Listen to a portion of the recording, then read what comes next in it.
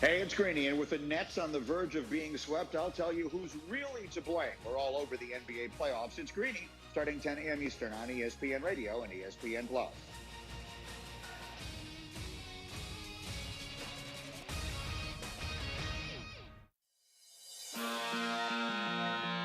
Isn't this a sports show? Also, if you listen on the app, you get the X-rated Sirius XM coverage where they curse.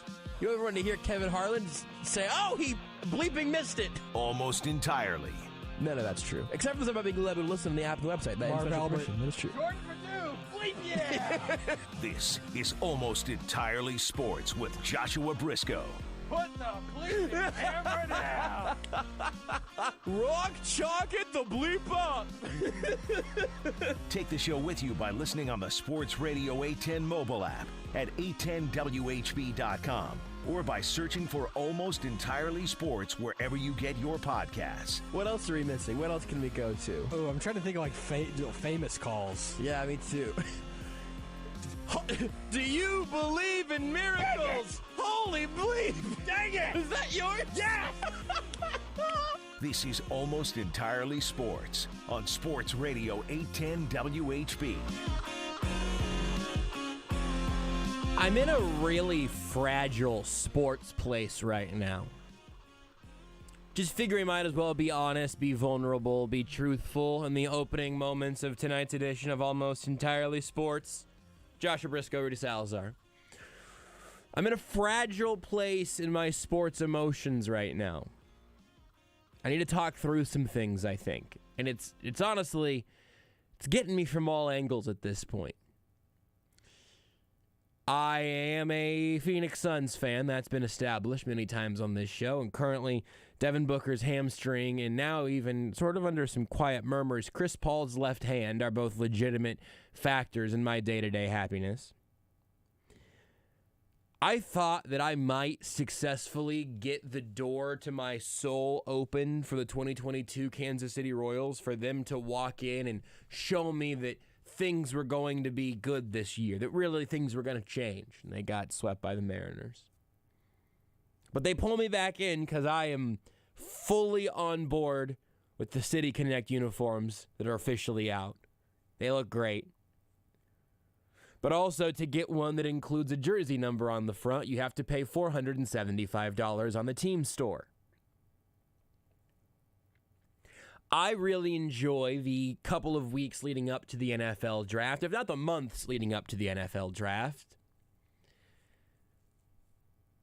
But I'm really worried about what the Chiefs are going to do. Not because I even have like a bad feeling about Brett Veach or the Chiefs' plan or what they think. I really don't. I just did a mock draft today with the rest of the Sports Illustrated Fan Nation publishers. We've got people picking for their teams, right? I'm not just talking about a online, just a PFF, Draft Network, whatever, mock. Did it with people who are covering the teams they're picking for. And whenever the board got to me at 29 and 30, I wasn't extremely thrilled with what my options were. Veach has talked about where the cutoff is in terms of the number of first-round grades. He said 16 to 18. We talked about that on Friday's show. But he likes the range of about 30 to 60. Well, that's good, but one of your picks is right there in no man's land. Two of your picks are right on the edge of no man's land. And I'm just starting to get a little bit of sports and sporks. Also, sporks freak me out. I'm getting a little bit of sports anxiety just sort of stacking on top of one another right now. And I don't know that it's a good energy to bring into a Monday show. But it's the truth. It's honest. I can at least offer you that much. I also don't like some of the narratives that are starting to sort of bubble around the Chiefs. Not like smokescreen ones, but what they should or shouldn't do. Some of these things I've mentioned before, but even more than that, I'm now learning an entire sort of secondary class of things that are just going to continue to get louder around the Chiefs that I actually think should really go away. Drafting running backs? Mercifully, I don't think that's going to happen, although Brett Veach talking about running backs on Friday was funny because he said something that I would say almost any year. We have audio of him talking about running backs, and I couldn't figure out the context to get back to it or not. But if you want to put that in our pocket, Rudy, to add that to the list of audio that we'll promise we'll play eventually, and then eventually we'll ultimately fail to play it, I'll bring you Brett Veach's little quip about the running backs. I thought it was legitimately interesting. There's just a lot to unpack right now, so we'll start doing that here momentarily. We're with you for 3 hours tonight. Matt Derrick of Chiefs Digest will join us at 8. We'll talk about where the Chiefs stand right now, what he learned from Brett Veach's Friday press conferences, and much, much more leading up to the Chiefs drafting, hopefully, potentially, scheduled to draft 2 players on Thursday. Then they've got 2 more picks in the 2nd, 3rd, and 4th rounds, and then 4 in the 7th. So we'll talk about where the Chiefs stand right now and where this draft stands right now with Matt Derrick in about an hour. Coming up at 9 tonight, David Lesky of the Inside the Crown newsletter to talk about those pesky aforementioned Royals that are just, it's different ways with the same results over these last 4 games, 3 of those in the sweep against the Mariners. And I knew that we'd be able to distract ourselves with the NBA playoffs and the draft for a while. I'm worried about where we're going to be whenever the playoffs are done, the draft is over, training camp is still a ways away. I want to have a reason to talk about the Royals on a regular basis, but you kind of got to be this tall to ride, and that tall level of being relevant is winning, just like to some extent in a way that's interesting or having something really promising. And right now, the Royals are in a challenging place. So we'll talk to Lesky about all of that. He'll be with us at 9, Matt Derrick at 8. I'm also going to go ahead and give you the rare schedule at the very top for the rest of the week because, of course, the draft is coming up, and we're going to have coverage of the NFL draft, both national and local, all 3 days right here on Sports Radio 810. And I will be helming the ship for 2 of those 3 days. So we got AAS with you for 3 hours tonight. Tomorrow, just an hour, as we will be sandwiched between the Sporting Kansas City show and Game 5 of Suns-Pelicans. I will say this. I am very grateful that we have that game on the radio and that I am not going to be asked to do radio while watching that game on a second TV. Not because I couldn't do it, but because I'm not sure I would be able to do it very well. You don't sound confident. No, it's just there's just a lot of fear and dread. And Devin Booker is out again. That's not surprising. I just need Chris Paul's hand to at least be okay. I think they're going to win Game 5, which you can hear tomorrow after an hour of AES. Chris Paul hurt in the playoffs? Never. That also, to me, really does crush me because as I've tried to find solace at any turn here. I don't remember if I said this to my friend Darren, or if this was a tweet I sent him, but like just sort of talking about like the sick to your stomach, like playoff luck feeling. And he made the point of, is it unlucky for Chris Paul to get hurt in the playoffs, or is it just the playoffs? It's a good point by Darren. That's just Chris Paul. It's just how it goes. It's just what it is. So we'll have an hour there, and the good news is within that hour we're going to bring you Seth Kaiser. We have scrambled around, and I currently have plans to talk to Seth Kaiser for the show tomorrow, 8 to 9 here on 810. I'm just going to have some probably pretty bad energy. Not that that's different, but the source of it might be different, which is that it's basketball anxiety. A different kind of bad energy. That's right. And then on Wednesday, we will have same time, different title, perhaps, different musical notes for the bump music, but 3 hours of, I'll be here. Rudy actually won't be. I will not. But that's because Rudy's got stuff to do.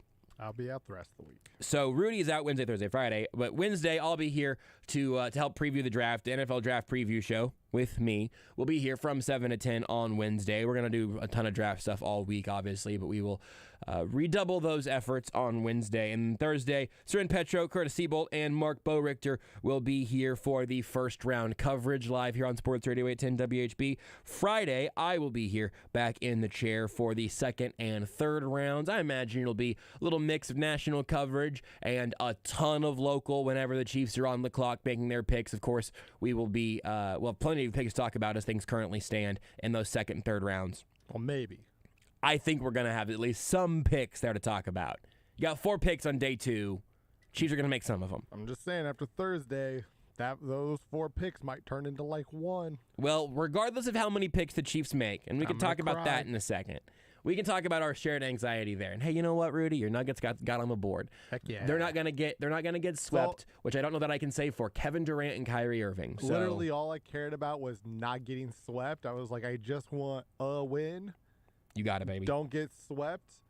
Don't become, don't have your MVP be the first MVP to get swept, even though, again, the team's like, I was listening to ESPN Daily today, and I've now already forgotten who, what ESPN NBA guy was, because it wasn't Brian Windhorst or, the typical one. But anyway, point being. What was their great point? Talking about how, the nerds just, drool over the Nuggets on paper. Excuse me? When they're healthy. Pardon? Because when you just look at Nikola Jokic and Jamal Murray and Michael Porter Jr. and Aaron Gordon, it's all very, very good. And unfortunately, they're always very, very hurt. And that's sad. I don't like how similarly you and I are now feeling about our playoff moments. Oh, no, I'm fine in playoff It's moments bad. now. It's just more long. It's just No, more, but I'm saying I can be a lot more empathetic to the feeling of, it's all falling apart. Everyone's just not healthy. This team's not even going to have a chance if they're not healthy. I've accepted Hurts that my Nuggets fandom, and I'm all right with this. It's just going to be Nikola Jokic just winning the MVP every year and losing somewhere between the first round and the Western Conference Finals. Most likely in the second round most years, but occasionally, you'll get to the Westerns. Sometimes you'll lose in the first. But mostly it's going to be second round exits with one of the star players on the bench injured. But Nikola Jokic holding an MVP trophy. And you know what? I'm okay. I've accepted it. I'm okay with it. You're going to have Jokic recreating that Kobe photo. We're watching the greatest player in NBA history, and I'm just along for the ride, You're gonna have Jokic recreate that Kobe photo of him just sitting with the Larry O'Brien trophy, but it's gonna be him with piles of MVPs, and then maybe someday a Western Conference Finals participant T-shirt. Well, we got one of those. Oh, you're right. Bubble. Yeah. Went to the Western Conference Finals in the bubble. Boy, I completely forgot. So he's got that also. There Lost you go. to the Lakers. There you go. Could have beat the Lakers. Was looking pretty good early in that series, and then Anthony Davis hit a fadeaway game-winning 3 with Jokic right in his face, and you're just like, and then it just changed the whole series. And you're just like, oh, okay. Don't know how me telling you the schedule for this week got Rudy to talking about Nikola Jokic once again, but that's not surprising. Let's go back to the bubble. You know how fun the bubble was? No, let's go back. I do. The Suns went 8-0. Yeah, no, I know. And then the Nuggets were down back-to-back series, 3-1 twice, and came back to win both series. The bubble was fun, man. 15 minutes into the week, and Rudy's talking about the nerds drooling over the Nuggets. We need more bubbles. I wish I could pop your bubble. Let's play basketball and more bubbles. So anyway, Thursday got the big show. Friday, I'm here with a little national, tons of local coverage as we react to what the Chiefs do. Look ahead, look at the draft board. We're going to have a good time on Friday. I'm not worried about it. I think just show up and enjoy. And then on Saturday, it'll be me and Jack Johnson. I will not show up and enjoy, sorry. No, that's fine. Everyone else should. But me and Jack are going to have a nice time on Saturday. We've done some radio together on remotes and whatnot, but I think it'll be our first time sharing the big studio together. So Jack and I will bring you through day 3. It's funny because as things currently stand, the Chiefs will have 4 picks on day 3, just all in the 7th round. So we'll look back at what the Chiefs have done in days 1 and 2 and have plenty to discuss there, bring you some press conferences and all that good stuff. But we've got 3 days of draft coverage before we take a breather on Sunday and do it all again next week. Same time, same place, presumably same people. We're going to get Derrick back in a week from now, I'm sure, and continue to talk about what the Chiefs will do. But there you go. There's a little schedule, a little diversion to Rudy just talking about all the nerds drooling all over his Nuggets. And nerds love the Nuggets. It just sounds like nerds love the Nuggets. I can't wait to talk about the 4 rookies that the Chiefs have added next week. So because you have done me such a favor of walking me back around to that topic, Rudy, this is sort of one of those implied spin the wheel moments where I've got 4 or 5 things that I want to talk about over the course of the show, but nobody got traded this morning. Nobody made a big splash today. I figured we would start with the Chiefs draft because it's what I continue to care about very much. I like drafts. I'm a big draft fan. I like doing mock drafts, I like watching drafts, I like talking about drafts. I like drafts. I like talking about them for sure. And I like a lot of those other things. I think it's kind of an economically unjust system where a enormous group of billionaire employers are artificially setting the salaries for a absolutely non-free open market, even though many of them, have benefited, of course, over the course of their lives from the capitalistic society. But other than that, I really like drafts. That's just something that I would mention along with the drafts. I love drafts. Don't ruin this for me. I love drafts. This is all I got. I get like 4 good days a year. Don't take one of them. Was the Nuggets getting one first-round win one of your 4 good days? Does that count? Oh, 100%. Yeah. So 361 days of your year are worse than that one. Yes. Okay. It wasn't a bad day. All right. That's good. I had a good weekend. I got a little bit of a sunburn just standing out with the back of my neck is pretty burnt. I was working with my dad out in the great little town of Waverly. So shout out to Waverly if anybody's listening. Working on a clinic. Dad's up in the air on a lift. I was probably, whether I was making a new batch of mud for him, getting stuff ready for when he comes down, and then just leaning up against a truck waiting for him to need me again. It's very grueling work. Yeah, it sounds horrible. Sounds like you and your dad do basically even amounts of work. It depends on when he's up in a lift, because then there's just a limit, because the lift, you can't have it just doesn't fit 2 people in it, right? So there's just a limit of what I can do and what I can't do. You ever ask for a turn? You ever asked to hop up there, give your old poor dad a little break? He won't let me. He doesn't let me. Is this one of those things where it's like, hey, Dad, I'll buy lunch, and he's like, no, I got it. It's like, if you ask one more time, No, I mean, it's part of it is I don't do anywhere near as good of the actual skill work. I'm the laborer, right? I do the you don't need a brain, just pick this up and put it back down for me. Sure. The actual kind of the Igor of the actual art that is happening. That's all him. I don't know what I'm doing. Fair enough. If he let me take a turn, you'd ruin something. It's not going good. No, that's a great point.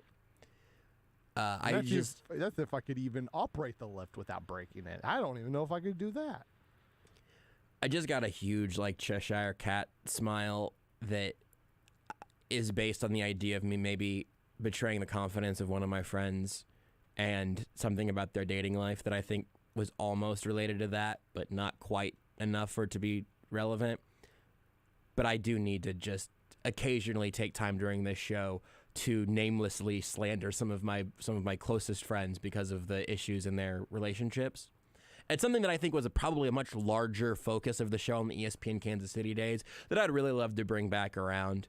Just friend slander. I think everyone appreciates some good friend slander. You're welcome to throw Beards under the bus if you want to. Which wouldn't do anything because RIP. Right. Yeah, it's a good point. Wallaby on Twitch am I gonna continue how's that one the Royals draft looking? Past one or futures one? Because the future picks are probably going to be pretty good. Well, are they? No, probably not. Because the Royals have had some pretty high picks lately. I just meant picks in the order sense. Yeah. And even that probably won't actually be that good. They're going to, you know where they're going to be. I'm not. You will not. You will not pull me over to the Royals side. Weirdly, 2 games back of first place in the division. It makes no sense. Them being it's like the worst case scenario for them. Them being 5-9 now makes a lot more sense than how I felt 4 games ago when they were somehow at 500. Look, I don't like that this is where they're at. Boy, I thought for sure you were going to hear me talk about the draft first, and now here we are. No, we're here now. It just makes me sad that I don't even know where to look with the Royals. I don't even know where to look to like just sort of feel a little better. You know where I look? I look at Lesky's work at Inside the Crown. Doesn't make me feel better about the Royals, but it makes me feel like I'm learning something. I look at Alec Lewis's work in The Athletic. He had a great piece that came out about a guy that went from charting plain data to spearheading a bunch of the Royals' analytic department. There's a whole thing about an embargoed research paper, the whole 9. It's good. It's good stuff. It's a fun story. And it also helped me realize that the Royals' analytics department isn't just one guy in a darkroom with an abacus, which is always something I've been a little bit afraid of. That was great Royals content that I consumed. Yeah. Lesky's newsletter, just from today as an example, great Royals content that I consumed. And late last night / early this morning, started seeing the high-res photos of their City Connect uniforms. That's great Royals content that I consumed today. I've consumed 3 different types of Royals content today, and really just this whole week that have been excellent. And none of them have been the baseball games that I've watched. Good at defense.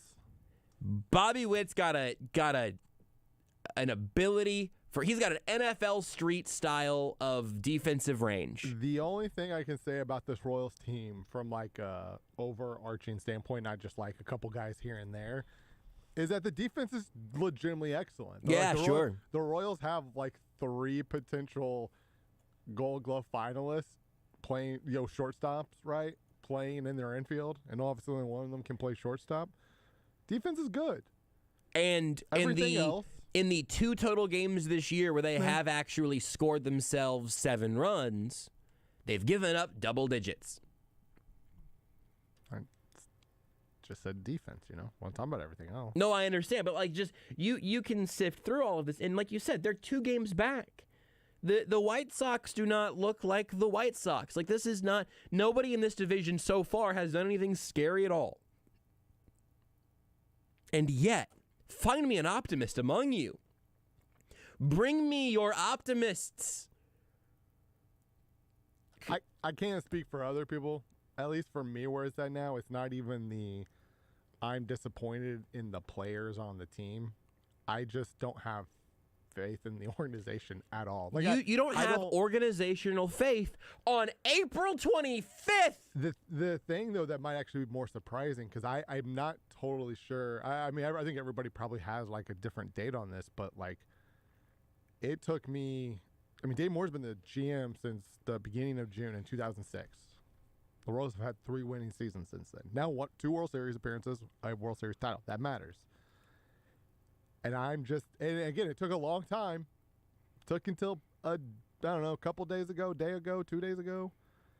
I just don't have faith in him anymore. I believed in him for a while, even when the Royals were kind of middling a little bit. It was like, hey, he built this once, you deserve a second chance, right? Sure. But man, it's been 7 years since the Royals won the World Series. Since they won more than 82 games? Yeah. The year after the World Series. They went 80 and then 81 in back-to-back years, I think. Yeah. Yep. It's just I'm just at the point now where I don't see. I don't want to say, like, I'm not going to sit here and say Dayton Moore got lucky that they won a World Series. No. Because like also that's part of it, right? So here's where I would hop in. Everyone listening right now would say, I'll take a 20-year span of baseball, give me 5 winning seasons out of 20, but I'm rounding some numbers here. Give me 5 winning seasons out of 20. 2 of them you're in the World Series once you win it. Just about everyone would sign up for that deal if you're a long-suffering baseball fan. If you're in a market like KC, yeah. If you're the Dodgers, obviously. No, right. But if thing. you're a Royals fan and you say, here's your blueprint for the next 20 years, okay, for this 20-year window. I think most Royals fans probably sign up for that pretty easily. But that becomes a bit of a straw man narrative in any conversations you have about current regimes in your sport, because you're not saying there is no world where you can say, hey, I can absolutely repeat this confidently. If you could repeat that confidently, then you would also have had from some sort of point in there the 10-year plan or even a 5 or 6 year plan. But at some point, you would like to see the arrow pointing in the right direction. And I think it would be foolish to look at 2014 and 15 as the culmination of a master plan or as something they're currently in the process of recreating. This isn't that team. I don't know that this team is that close to being that team. And if you want to say, well, okay, yeah, but let's, how do you feel about the laying the burdens down at the feet of, at one point, Alberto Mondesi, who's obviously been a disaster this year, and now it's Bobby Witt, and then maybe eventually it's Nick Pratto or MJ Melendez, and all of these young pitchers. I'd tell you, look, that's you. Do it with youth. If you're a team without a lot of cash in the bank, not compared to most of the world, but compared to most of 29 other Major League Baseball ownership groups, then yeah, this is not a terrible way of doing it. But the particulars, to your point, Rudy, the particulars in all of this, the results in all of this, you have 2 years that are very clearly the outlier. That is concerning to me. You've got 2 years of an outlier of a World Series team. You've got a couple of years after that were an outlier of a middling team, and then you've got something that you've got something resembling competent baseball at one point, kind of within there. But the bell curve here is not flattering. Yeah, they were fine in 16 and 17. They were a 500 baseball. Yeah, they were a I would say a good team in 13, but not like, not a playoff contender, obviously. I mean, they didn't make the playoffs. And then 14 and 15 were, and even in 14, right? Like it took a second half. Like they were a losing team until I believe like entering August with a losing record, and then they got hot. And they got hot all the way, obviously to the World Series. And then in 2015, they just were I don't know if they were the best team in baseball from day one to the end of the season, but they were one of the 3 best teams in baseball from day one to the end of the season. That team was just consistently good all year long. I'm pretty sure their longest losing streak that year was like 3 games. Like that team just like didn't have losing streaks. Like it was just a really good baseball team, right? Things went their way. Didn't have a lot of injuries. Alex Gordon got hurt for a little bit, but honestly, that probably was a blessing because it kind of, maybe they still trade for Ben Zobrist, but it forced them to go trade for Ben Zobrist, which helped them win a World Series. And like I'm okay with losing. Like I know, I imagine there's a lot of Oakland A's fans who really dislike the way the A's do things, and maybe it's a little bit of an extreme how when they blow it up, they really blow it up and don't spend money. And I get they haven't won a World Series. Baseball's a weird sport. The Dodgers are literally the best organization right now in baseball the last decade. They have all the money. They have all the resources. They have one of the better farm systems year in and year out. They've won 1 World Series, right? Because baseball is just weird like that. I'm fine with what the A's do, where we're going to be good for like 4 or 5 years. Right. We're going to go for it. And then everybody's gone. We suck. Yeah, the next 2-3 years is going to be hard to watch. But like there's the point being there's a plan. And they generally execute the plan. Again, hasn't resulted in World Series, and flags fly forever and all this stuff. The problem is, I know the Royals have a plan, but they're clearly not executing that plan. Because there have been years where the Royals tanked where they clearly were not trying to tank. Right. The plan. That's the problem. The plan is never get really bad and then get good again pretty quick. That seems like the plan that doesn't exist. They're just meddling in mediocrity. Here's a fun game for you. Do you know the last 2 years that the Royals won their division? The last 2 times that it happened? Play along at home, friends. So I'm going to guess 2015 was one of them. Correct. 2014, they were a wild card team. Oh, goodness. 1988. The last 2 times the Kansas City Royals won their division was 2015 and 1985. So close. I just would have assumed they won it. Nope. A couple years after that World Series. Nope. Because that team was still pretty good. The Royals do one thing when they win their division, win the World Series. The issue is that we're talking about 2 division titles since 1985. They won in 84 and 85, so that's, a cheeky cutoff there. But they're only 2 games back right now. So you're telling me we're 2 games away from a World Series? Here's another one. Because you mentioned all the stuff about, playoffs can be kind of random. And the Royals had some decent. They had some decent teams in those 2 years where they were a total of 1 game under 500 for 2 total years in 16 and 17. The Royals won the division in 2015. Okay, one of those seasons had 60 games. Being 2021 or being 2020, obviously.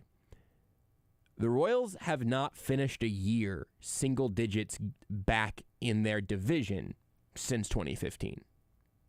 This is the infuriating thing in 16 that, and I know there's lots of other pieces why they didn't trade everybody. There's lots of logic to it. I'm not arguing about anything specific at this point. I just have to be angry at something. They were a 500 team in 2016, 3rd in the division, 13 and a half games back. 2017, 3rd in the division, 22 games back. They were 80 and 82.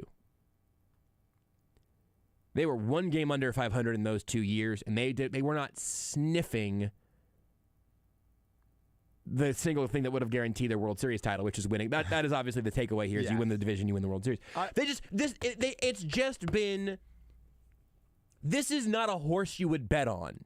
If you looked at, I had no idea we were going to start this show by Rudy firing Dayton Moore and me being like, you know what? I just don't have faith in him. But I don't really have faith in anybody in the organization. You would if you looked at the last 20 years of this organization, and this is not, you would not bet on the 2 random years in the middle. Again, I say random. I don't mean that they happened randomly. I mean in the grand picture of the Kansas City Royals. Obviously we're reaching beyond Dayton Moore here, but you could literally go back to 1986 to now, you would say these 2 years are the surprising ones. This is not a winning franchise. The Royals' career record is below 500. The stuff pre this regime also doesn't really matter. I'm not trying to make anyone in the current regime pay the price for what happened in 1990. And that's part of it, right? So, the previous regime, it's part of the reason why we knew the Royals rebuild was going to take time. Because when Dave Moore took over, the Royals were in a dark, dark place. Not just they lost 100 games 3 years in a row. Not just the major league team, but, there was nothing in the minors. They had basically no presence, in international baseball. It was just a complete disaster, right? So it was understandable why it took time. And you saw, again, in that initial rebuild, you started to see a plan. And you started to see it, executed somewhat, right? And again, you get lucky along the way. You didn't know that Wade Davis was going to become one of the best relief pitchers in baseball, right? I don't think the plan necessarily in 2006 was our back 3 of our bullpen is going to be the best there's ever been, and all we have to do is have a lead after 5, and the game is over. And honestly, we can also even just be down by 1 after 5, and we're probably going to win because we're not going to give up any more runs, right? You get a little lucky along the way, but there was at least a plan that they executed pretty well. Not great. They didn't develop the starting pitching like I think everybody would have hoped of. That seems to be a common trend. Yeah. But there was at least somewhat of a plan. And I understand 2016 being hey, we just won a World Series. We want to go for this again. But then in 2016, after that year when you don't make the playoffs, it's clear that, hey, this just isn't it is time to start the rebuilding process. That's just that is what you have to do as an organization. And then when they let all those guys leave as free agents, I remember they tried to make a legitimate play at Eric Hosmer. At least that's what the rumors were, right? That they were offering real money. And the reality is they should have been offering that money if they were really going after somebody. Should have been Lorenzo Cain. Because who's been good at baseball since they left the Royals? Lorenzo Cain. Mike Moustakas. You were really walking right up to that one. Mike Moustakas has some good years. He hasn't been terrible by any means. I don't think by the way, better than Eric Hosmer. I don't think I have seen Mike Moustakas incidentally on my television at any point since he left the Royals. Literally, this might not be a joke that every time whatever team he's on plays the Royals, he's hurt. And it's not that he's hurt. I don't think it's that he's been hurt a ton, But I think it's like because like he's in the National League. I don't know if he's still a Red or He not. is still a Red. Okay, yeah. But even that, I feel like somebody right now is like, I just sort of assumed he was a Rocky. Because he was a Brewer for a while, and then he was a Red. He's been a Red for a sneaky long time. I think it's year 3 with the Reds, maybe. Certainly year 2. And so being in the year 3 with the Reds. Being in the National League, obviously you're not playing a lot of games against each other. But I think like the couple times the Royals have matched up with one of his teams, he's been on the IL. That's for me. It's not even the Royals. It's that I don't think I have seen. The Reds are. Well, no, right. I understand that. I'm just saying personally, this is not supposed to be demonstrative of anything. I just don't think I have seen Mike Moustakas just show up on ESPN For sure. or be on a random like Sunday night baseball game. And yes, of course, this is more about the Reds and my baseball viewing habits than anything else. He is in his third year as a Cincinnati Red, and I think most people hear that and go, "Oh yeah, he is a Red still, huh? All right, wonder how he's been." I just think that's kind of funny. That's happened in a different way with Eric Hosmer. It's just that we all know he's making a bleep ton of money and not playing very good baseball. Like the fans in San Diego are booing him. They want him gone. You know a weird thing that happened to my sports brain when the Chargers moved to L.A.? Is when people talk about the Padres right now. They're also the LA Padres? No, you say every time someone says San Diego, my instinct is to go, that's not right. They're not in San Diego anymore. To correct them. Even though obviously the Padres are in, yes, of course they're in San Diego. They didn't go anywhere. But you say San Diego Padres, and my first just like subconscious thought is, you mean Los Angeles? Of course you don't. No, you don't. San Diego's allowed to have sports teams. They just lost the one that I talked about the most. Are they though? Yeah, they can have their uniforms. I think their uniforms are fun. Actually, I like the Padres uniforms. I also like the City Connect ones, and I do have a take on that. I have a take on some Chiefs draft stuff. We've got some Brett Veach audio. We will certainly get to all of that in time. And Matt Derrick of Chiefs Digest will join us in about 20 minutes. More Royals with Lesky in about an hour and 20 minutes. Rudy Salazar, it's on the other side of the glass. He'll fire Dayton Moore just go ahead and turn his handle like a jack in the box. He'll pop out and just boom. Royals are a Garbo franchise. Can we just move him to like head of charitable contributions? He can just he can run the RBI, the Royals RBI program. I'm cool with that. He can keep a job, just not creating literal RBI. Maybe not the baseball team. Sure. Yeah, ever gracious of you, Rudy. This is tremendous. Also, the Nets are about to get swept in their throwbacks, and that's hilarious to me. They're not even wearing they're wearing the I guess with their City Edition uniform, where it's the blue throwbacks and everything. Mm-hmm. If you're gonna get out here and get swept, at least wear your stuff. Anywho, we'll take a break. We got a lot to get through over the course of the show today. Who's to say when it's gonna come out? Just there'll be more show of some sort in a few minutes. Want more Almost Entirely Sports? Watch the show live on the Sports Radio 810 Facebook page. Hey guys, it's Lebo here for CertaPro Paint.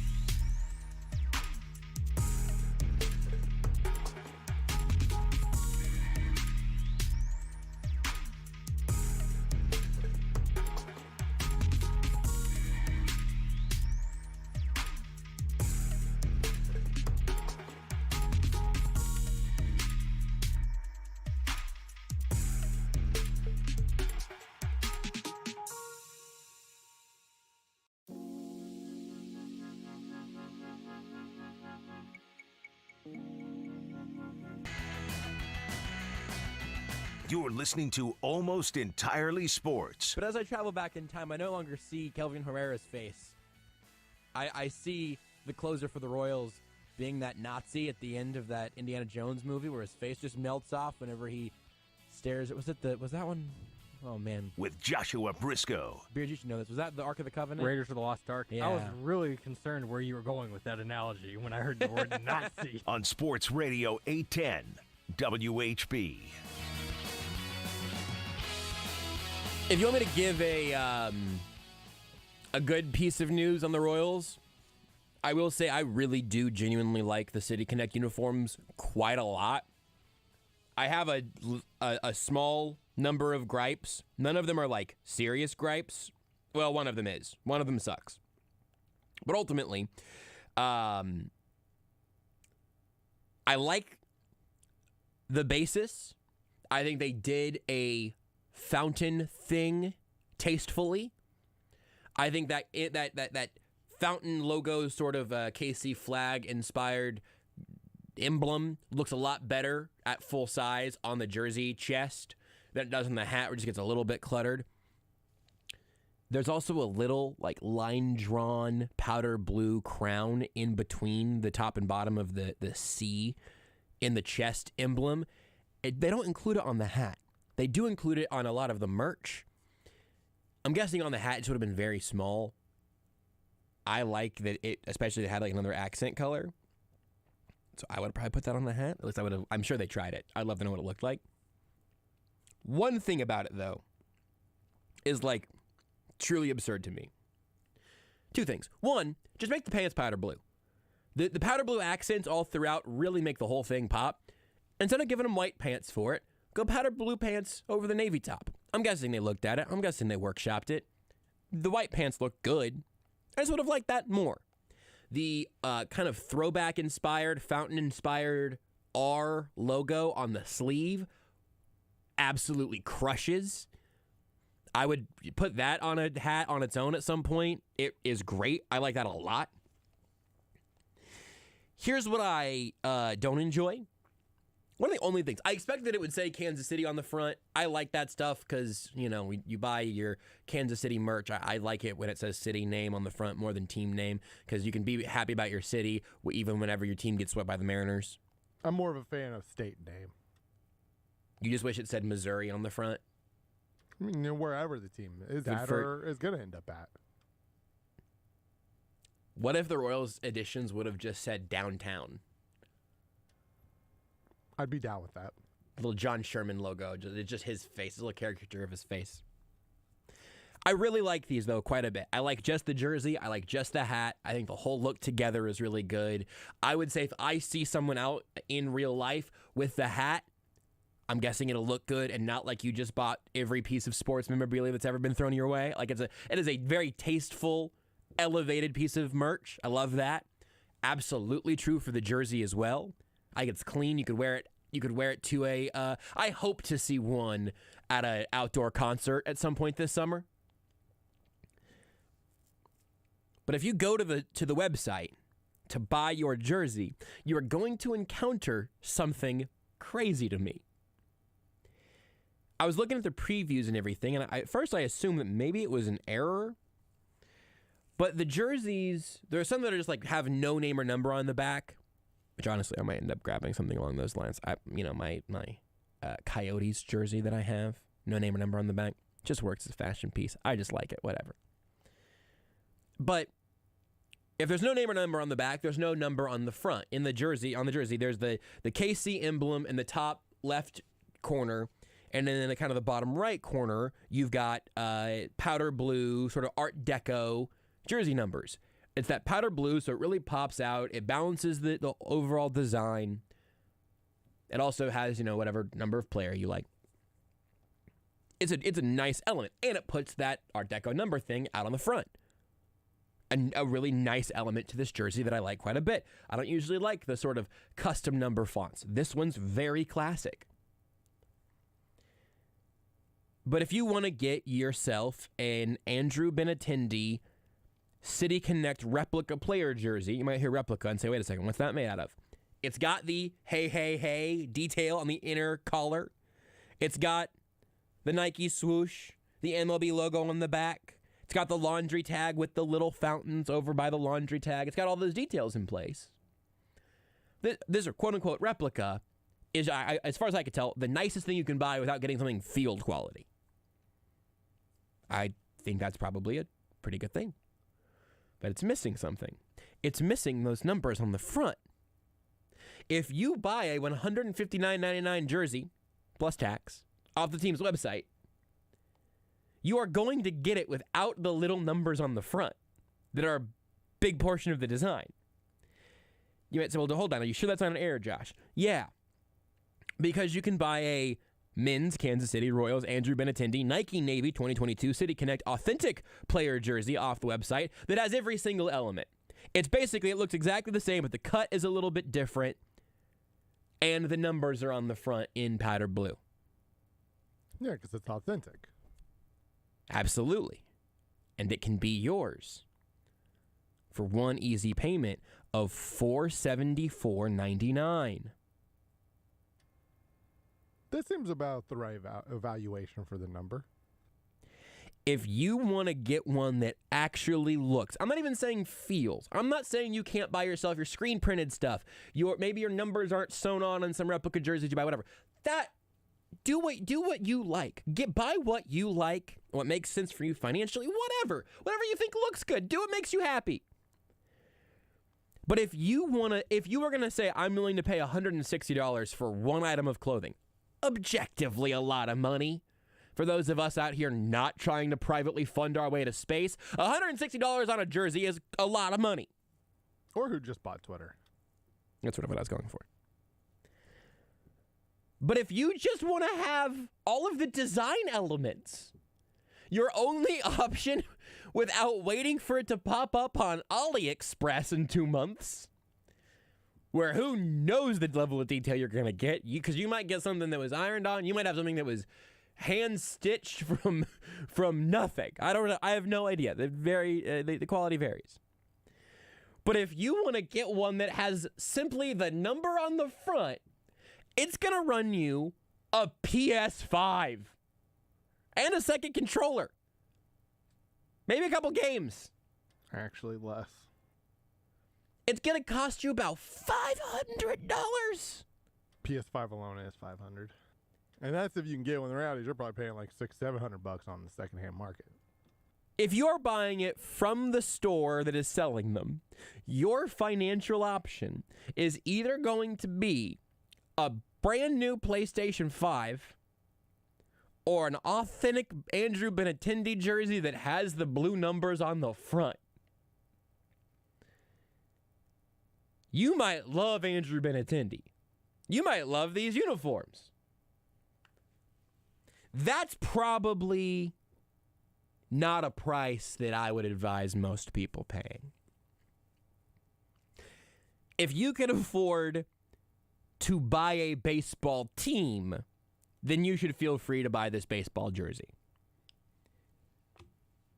Also, just put the freaking numbers on the front of the jersey that you're selling for $160. For $160, Andrew Benintendi better show up at my house wearing it. Say, did you want this off my back? I would say yes, but then please leave, because now there's just a shirtless Andrew Benintendi standing in my doorway. And that's just not where I thought this jersey ordering process was going to go at all. Did you know you can listen to Almost Entirely Sports anywhere, anytime? Well, you can. Just search for Almost Entirely Sports wherever you get your podcasts. Are you losing your hair and feel like you don't know what to do? We are here to help you. Hi, I'm Dr. Spencer Egan with Acentus Hair Restoration. We can help you get your hair back using state-of-the-art robotic hair transplant technology. At Acentus Hair Restoration, we care about maintaining the hair you...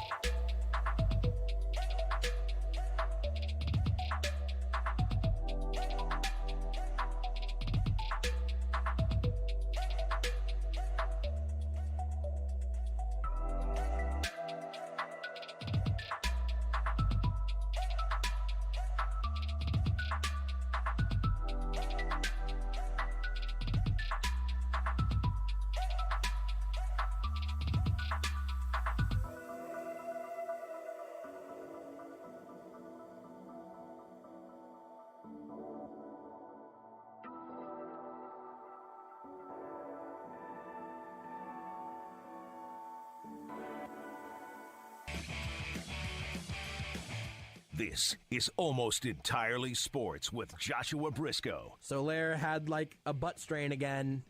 What was his injury that he had in spring training? Was it abdominal? A butt strain sounds about right. Now we gotta look this up. It sounds better than anything else that could actually be true. So, I mean, let's just go with it.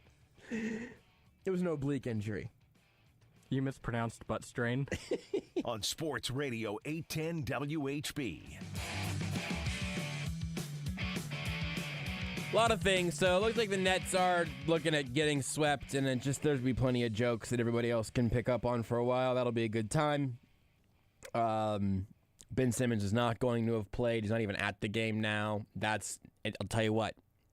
I'm over the Ben Simmons thing. Kind of hope he doesn't play again. I just want to see how long this goes. You've got that with Jamal Murray, so I don't know why you need to do that twice. There's a pretty big difference between Jamal Murray and Ben Simmons. Ben Simmons doesn't hurt. Ben Simmons is just afraid to step on a basketball court. Not the last couple of years. I haven't really been looking at Basketball Reference. Well, the stat lines look pretty similar. Because Jamal is actually hurt. Ben Simmons is just afraid. Well, look, if you were teammates, being blackmailed by his sister. If you were teammates with Kyrie Irving, wouldn't you be afraid also? I would. For Ben Simmons, no. Him and Kyrie have a lot of the same thoughts. Oh, they agree on a lot of things. Excellent. There's just a picture on my timeline of KD standing by himself in the opposite paint while somebody else is shooting a free throw on the other side, and he is just doubled over. He just looks exhausted, which, again, that just might be from mentally this year. And then what did you just say? News in the break, Rudy? Terry Crews is going to be joining the MCU. He'll be in the Guardians of the Galaxy 3 movie. I don't think I ever watched Guardians of the Galaxy 2, now that you've said that. Good movie. I think I tried starting it at one point. It's fun. Just kind of sleepy. Decided not to. I just sat there and thought, man, if this thing had Terry Crews in it, I'd be all over it. But oh well, that'll never happen. Look at me. Matt Derrick, Chiefs Digest, next. You're listening to Almost Entirely Sports with Joshua Brisco on Sports Radio 8.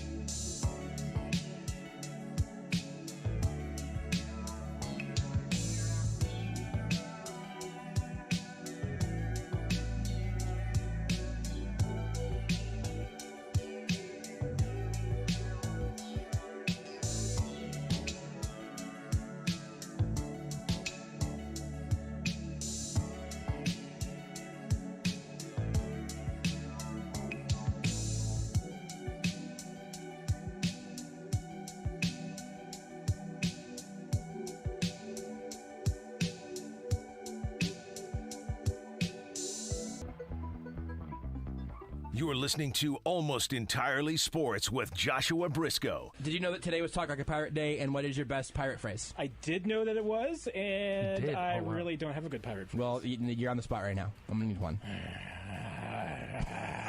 That's it right there. That was it. That was it. There she blows. On Sports Radio 810 WHB. We've gotten Matt Derrick to do some truly stupid things over the years. That was an old ESPN Kansas City liner that made the jump over here. So it's been a minute since we got Matt Derrick to just growl, Wookiee noise, talk like a pirate. It's incredible. I appreciate though, like how many guests or just people are willing to try any sort of impression on it. I appreciate it. It's a brave place to be, and Matt is a big yes and type of guy. You can't say no in improv or sports talk radio, and so Matt's always willing to roll with the punches, even whenever it includes I would say questionable impression. Matt, what would you say your most questionable impression has been? Like that I've done on radio or just in life? In life, really. Let's open it up. The one I am most proud of that is actually not very good is my Kermit the Frog. I think I'm good at it, but I'm not. Why are there so many songs about rainbows? Rainbows have nothing to hide. There you go. It's so good. That's not a bad impression. That is a good impression. It's not bad. I just decided that if I was quiet long enough, that eventually you'd do it, and you did. That means it wasn't on my conscience that I didn't have to bully you into do it. I just thought I would wait it. I knew you wanted to hear it, so I had to. You knew. Of course I wanted. But against the we willingness. all wanted to hear it. Right, but you came out swinging. You're like, I'm not going to make you all beg for this. Here's Kermit the Frog here. Bang! Oh! S-tier guest. No kidding. Goes in the AES Hall of Fame. Oh, definitely.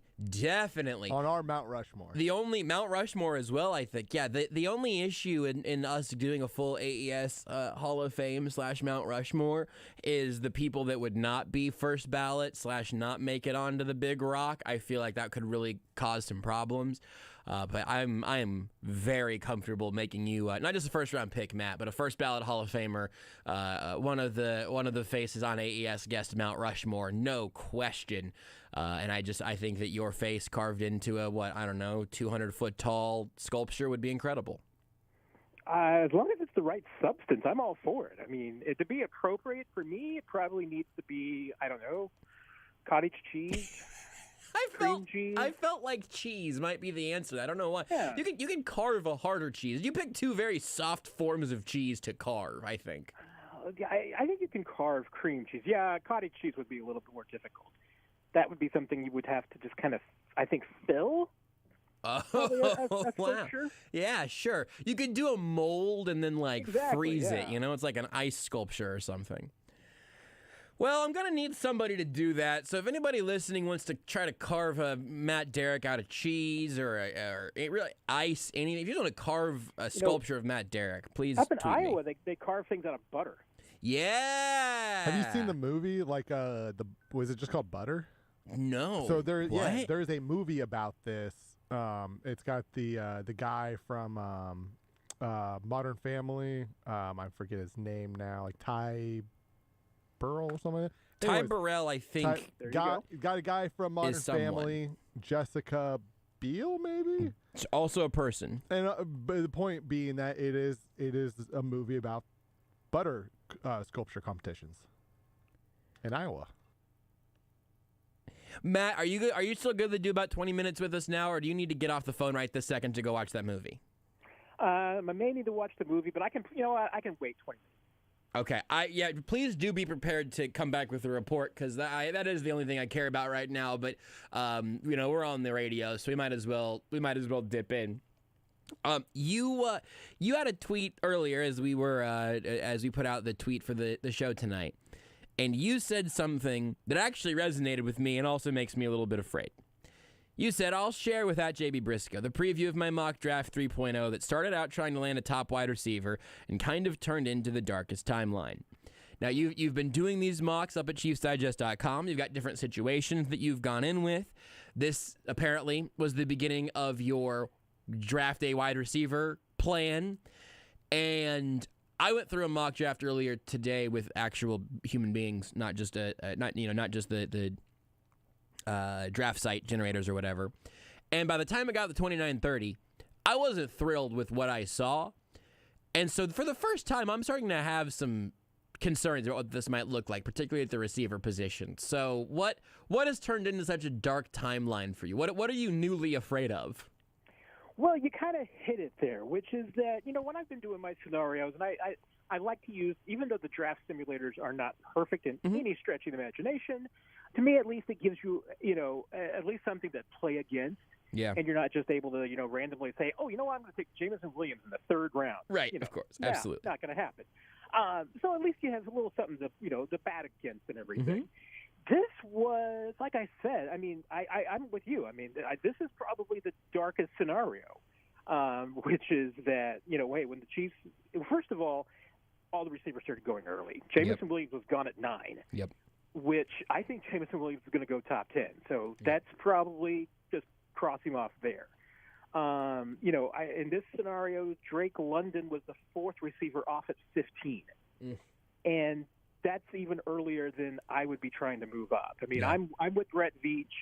If you've got 16 to 18 players who are, first-round grades, and we're talking about first-round receivers here, you can only move. I mean, if you're 29 and 30, really the best way that you can get value is just waiting to see if anybody falls. And if all your guys go in the first 16 to 18 picks, it's difficult to get value because even moving up, and Brett Veach is probably going to make me look stupid by trading up to 9 and getting Jameson Williams. But unless you're going up to get a quarterback, it really doesn't make a lot of sense to make the move because to go from where the Chiefs are to top 10, it's going to cost you 29 and 30 and more than that. So that's just the bare minimum of what it's going to cost you. So in this scenario, everybody that I was a wide receiver that I would take, by moving up and even to the top 20 was gone. Olave went at 17. I'm trying to remember where Trey Burks is looking at now. Went at 26, and so at 29, I'm sitting there. And really, as far as the guys that I would take first round, George Pickens was it. Yep. So at least you go ahead and take George Pickens, and you're happy with that. Now, the one bright spot in this scenario, which is something that I'm definitely going to be pointing out, in my final draft primer, my final mock draft later this week, is that the best case scenario for the Chiefs is that nobody takes a quarterback in the first round. And that's what happened here. I mean, that was the one benefit to all the edge players and all the receivers and all the cornerbacks going early was that nobody took a quarterback. So, if somebody wants to jump in front of the Lions, who are probably, certainly could be taking a quarterback, the Chiefs are in a really good spot with those 2 picks. And in this case, Atlanta wanted to take a quarterback. I made a trade with Atlanta to then move up and, pick up some other picks, which was nice. But the problem is that once this draft went on, everybody started going to the point that when it got to my time on the clock, hey, Josh Pascal, I got him at 43. I like that. I'm happy with that. After that, it was a disaster because all the cornerbacks that I would take at 50 were gone. All the defensive linemen that I would take top 50 were gone. Any other wide receiver that I liked top 50 was gone. Basically, the only way that I was getting value in with these top 50 picks was if I wanted to go linebacker or interior offensive line. Yeah. How does that always happen? I mean, and this is one thing, with this draft, I use the Pro Football Focus draft, which lets you go with favoring the public board. And I went with the public picks thinking, you know what, because that's going to be a little bit more about at least what fans are thinking who do know their team, whereas the Pro Football Focus, you just go strictly by their board. You get some really odd selections. So that was probably one of the reasons why this was a chalkboard. And the chalkboard for the Chiefs would be just disastrous. Yeah. I mean, you're really hoping that, in a couple of spots that some fat talent falls to you. But there is that absolute scenario where if, all the NFL teams are doing their job, which once again, as we've talked about, there are usually at least 8 general managers who don't know what they're doing. Right. I mean, you're banking on those guys, making some bad choices. Yeah. Because otherwise, I picked up Roger McCreary, the cornerback from Auburn, at 50, despite the fact that he's too short to be a Chiefs cornerback. Yeah. Logan Hall was available at 58, even though he is the definition of a tweener, which one of my draft rules is don't take tweeners. Mm. I take John Mechie. He's the second best receiver on a team. Don't usually take the second best wide receiver on a team. Right. That's how you end up with anybody from LSU. Right. The one that I did earlier, now we're just comparing our mock drafts. I'm not going to keep doing this, but it was like something like 5 or 6 receivers in the top 15, and then Pickens went 28. And so where you ended up at 29-30, I was there, but minus George Pickens. It was like, oh, well, I don't know how I feel about Sky Moore, but I don't know that this is the place I want to find out. And so as you mentioned, like, this is something I knew I wanted to get back to some things that Brett Veach said on Friday and kind of see what you thought about a few of those things. He gave you a great answer on the cornerback position, but there was the little blip on him saying, look, they like 16 to 18 first round grades out there right now, and then he also said they like the 30 to 60 range. Well, their first 2 picks are pretty well smack dab in between those 2 spots that they sound like they'd like to be in. And I'm not one for taking everything he says during this week at face value, but that would be a weird thing to lie about, because I don't think it makes you sort of like negotiate from any higher ground.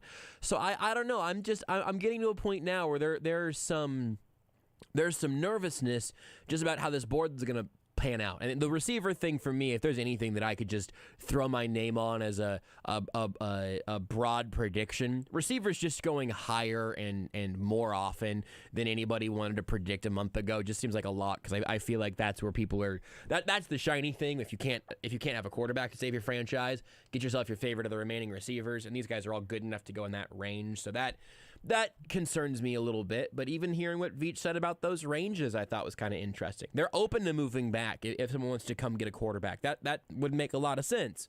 But also this year they've got a lot of picks in that higher range. So I don't know. Tell me where you're coming from within that, because this does seem like a concerning scenario. Yeah, and what Brett Veach said absolutely resonated with me, and especially in this sense, if you take the 2 statements that he said together, and you picked up on it, which is that, hey, you would like to be in the top 18 because then you're guaranteed to get, one of the guys that you think is a first-round pick. Right. After that, you think that there are probably, in this depth, there might be a little bit deeper. Maybe there's 45 to 50 second-round players. Yeah. There's a little bit maybe deeper pools.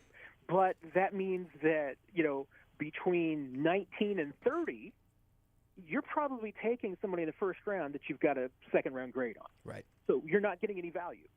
So, yeah, you might get a player that you really like, and maybe it's somebody who can definitely help you. I mean, that's getting your pick of that group is certainly an advantage.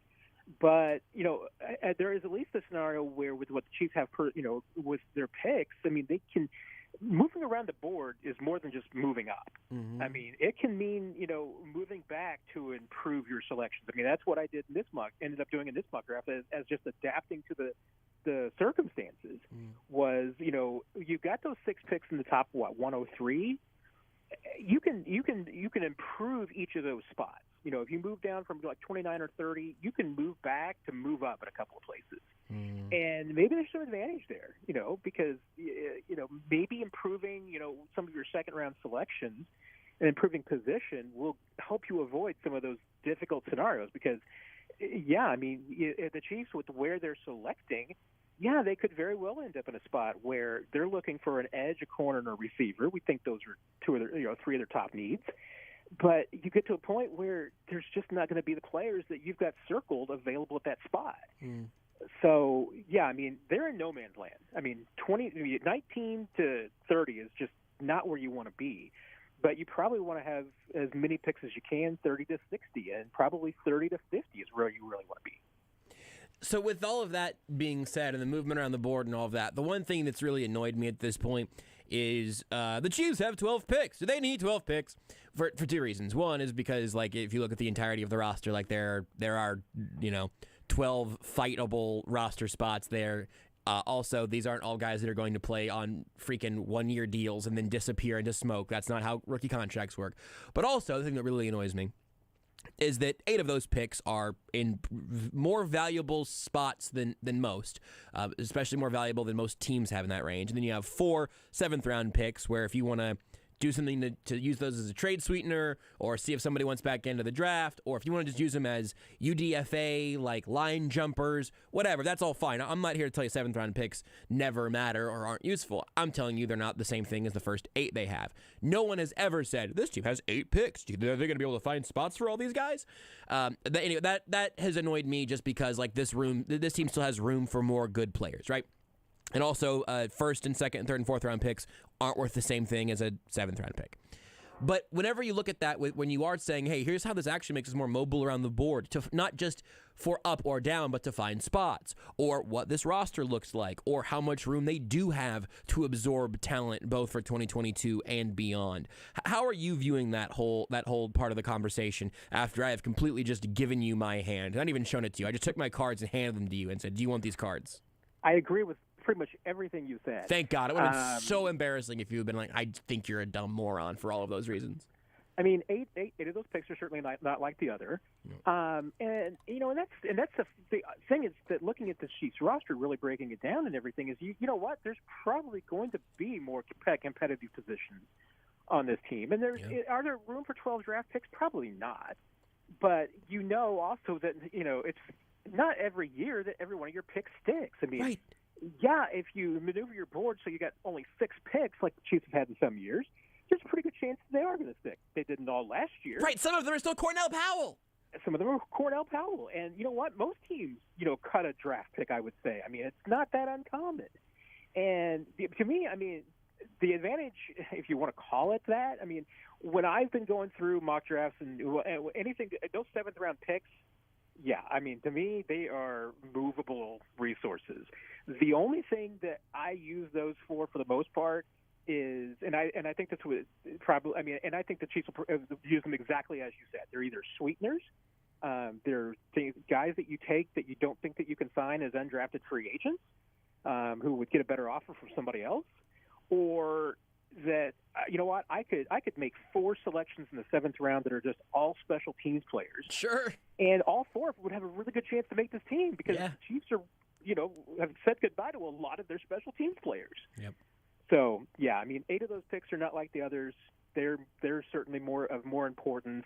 Those 7th-round picks, you can do anything with them. I mean, they're not unimportant, but you're right. They can be sweeteners. They can become special teams players. They can become future 7th-round picks if you want to kick them down the right. curve. If somebody else wants to move back into the 7th round, I mean, what the Chiefs did when they got Bo Pete Keys, and that worked out great. Right. Right. But hey, I mean, you can kick the can down the curb. I mean, there's a lot of things you can do with them. They're not, they're not worthless. They're not pennies. Right. They're nickels. Absolutely. I already made my point. I'll reiterate it to myself and just yell at Rudy next segment. You don't have to hear it again. It's just I think some crummy analysis sneaks its way in there sometimes. But not crummy analysis from some of the other stuff we did learn on Friday. We played this clip on Friday of Veach's answer to your question about the cornerback group and the strategy and acquiring them. He said he thinks that the fact they haven't acquired corners more highly in the draft and in free agency as well was 90% circumstantial. He went and talked about a lot of the things that can take a player on or off the board. Corners can go high. You don't want to overdraft them. They also go for $16 million per year. There was a lot in that minute or so that Veach answered there. I want to know how much of it you believe to be true and what you thought of all of those interesting elements. I believed a lot of it, and there's probably some things between the lines there, a little bit, which is that, yeah, I mean, you're going to cross a lot of probably cornerbacks off your board because of, things that have nothing to do with on-the-field issues. I mean, as a mutual friend of ours said, and I'm not going to credit this person because maybe they don't want to be outed, okay. Cornerbacks are divas. So you're not going to take them all. Sure. There's going to be some you're going to cross off your list, and I think Brett Veach is kind of tacitly acknowledging that. And I do think it has been circumstance. And the other thing that he said that I absolutely believe is that you don't want to take a second or a third round corner the first round. Yep. That's one position that you just don't want to reach at, because if you reach at a corner or an edge or quarterback, you're always going to be wrong. Mm-hmm. I mean, those are just three positions that are just absolute disasters if you reach. But then again, and also I think he hit on it that, they want a specific skill set. They want guys that are long and lean and fast and athletic, and not everybody fits that profile. There's very few corners, I think, that are under 6 feet that are going to fit their profile. Mm-hmm. They want them to be bigger than that. They've settled for guys who are not, but they would like them to be bigger than that. They would like them to be able to play man, zone. They'd like them to be able to do multiple things. I put a lot of stock. I think that if for no other reason than our observation has backed up what he said. Mm. The only thing that we have to kind of take him at face value on is, the circumstance part. But once again, I believe that firmly. Because as he said, he's not going to spend $16 million on a cornerback. Right. Unless that guy is, the second coming of Darrelle Revis in his prime, Mm-hmm. there's no reason to. That is also something that has been proven to be not a great value. So a lot of what he said resonated. I think you can pretty much bank on a lot of what he said there, because I think at least it fits the observation. The first time you said the word divas, it sounded like you said cornerbacks are Jesus. And that, to me, did take me. If you heard a hesitation in my voice, it was me trying to figure out what that word was, just through the phone, whatever. It just took me a second. And then I thought you might have said the second coming of Christ in terms of the best. Really, I just think that subconsciously, I think that the Chiefs just need the literal Son of God to play corner for them, for the Chiefs to actually want to invest in that position. That would, probably be a lockdown corner for most people. I would think so. Tough on the crossing patterns, though. Wow. It's too soon after Easter, Josh. It can't be too soon. It's been 2,000 years. But, yeah, I guess too soon after Easter. I'm pretty proud of myself. That's more of an after Labor Day kind of joke. For sure. It's like white shoes and jokes about jokes about crossing patterns. I'm tickled with myself, and frankly, I feel like I've earned pretty much the rest of this segment off. You want to tell me anything else that you thought was interesting from Veach's presser, non-corner division? Though the one thing I am obsessing on the most is him talking about the wide receiver class. If for no other reason than, he mentioned that there's 3 top receivers at the top. There's a big guy, a vertical guy, and a shifty guy, and then some medical questions. Right. And I'm confused because, generally speaking, I guess you could say that if you're talking about just pure top 18. Yeah, I guess there's 3 receivers, maybe 4 that most people would have there, and maybe it's 3 plus Jamison Williams, which is a medical question mark. Mm-hmm. Drake London's kind of a medical question mark. Pickens is a medical question mark. I don't know where Traylon Burks fits into that, but between Burks and the Ohio State guys and, all of a sudden you're talking about probably there's kind of an odd man out there. So it's like, okay, so who are his top 3? Give me the superlatives one more time. It's a vertical guy, a shifty guy, a big guy, and then some medical questions. I think Burks has to be the big guy just because the other big guys have medical questions, like you just said, right? Or is Christian Watson the big guy? Well, I'm kind of crossing off him, Christian Watson, and Sky Moore, and that kind of group because they shouldn't be considered consensus first. No, good call. Okay, I'm saying Burks is the big guy. Olave is the shifty guy. What was the other one? A big guy, a shifty guy, and a vertical guy. And then a bunch of medical questions. I've been asking people, Quiz, and some people I talked to were like, "Well, Williams has got to be the vertical guy," and then they're like, "Neither one of the Ohio State guys are particularly shifty."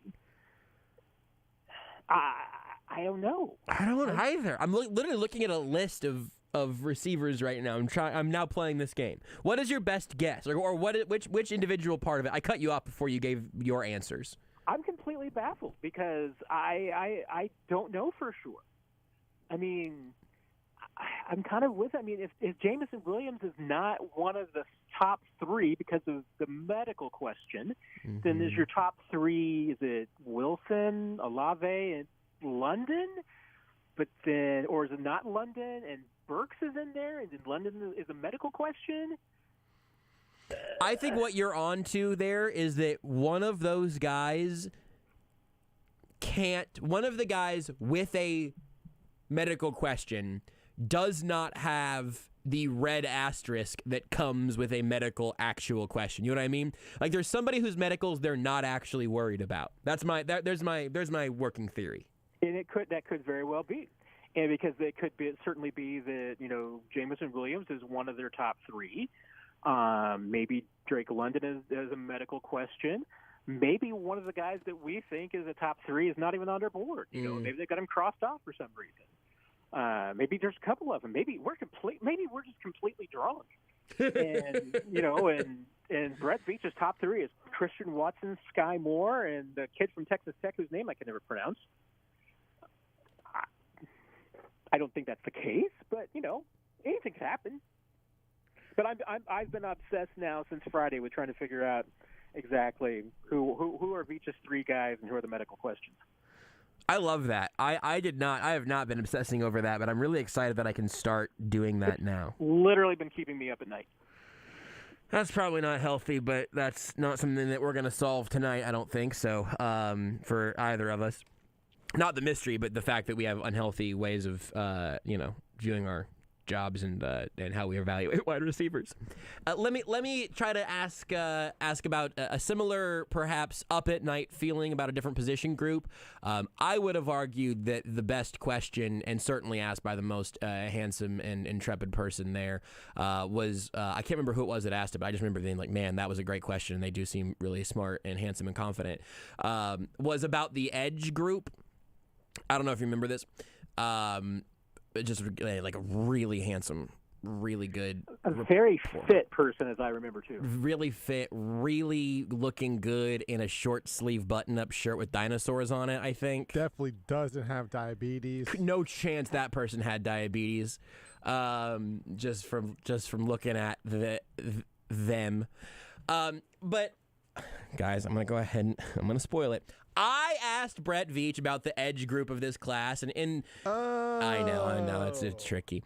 But also the idea that Steve Spagnuolo seems to have a type, right? Like there is something that Spags looks for, and when you're picking at 30, anybody that checks every single box is going to be a hard guy to land that far down, and this particular class is kind of interesting in a few different ways. So whenever you've gone back to sort through that, was there anything that you have heard either in Veach's response there, because it was such a great question, or anywhere else where you go, you know what, I'm starting to connect the Chiefs to X, Y, or Z amongst the edge class? Yeah, it's interesting because that's one position where my impression from talking to Brett now for a few years and observation from his draft picks and everything is that that's probably one position where he buys into the metrics probably a lot more than the film.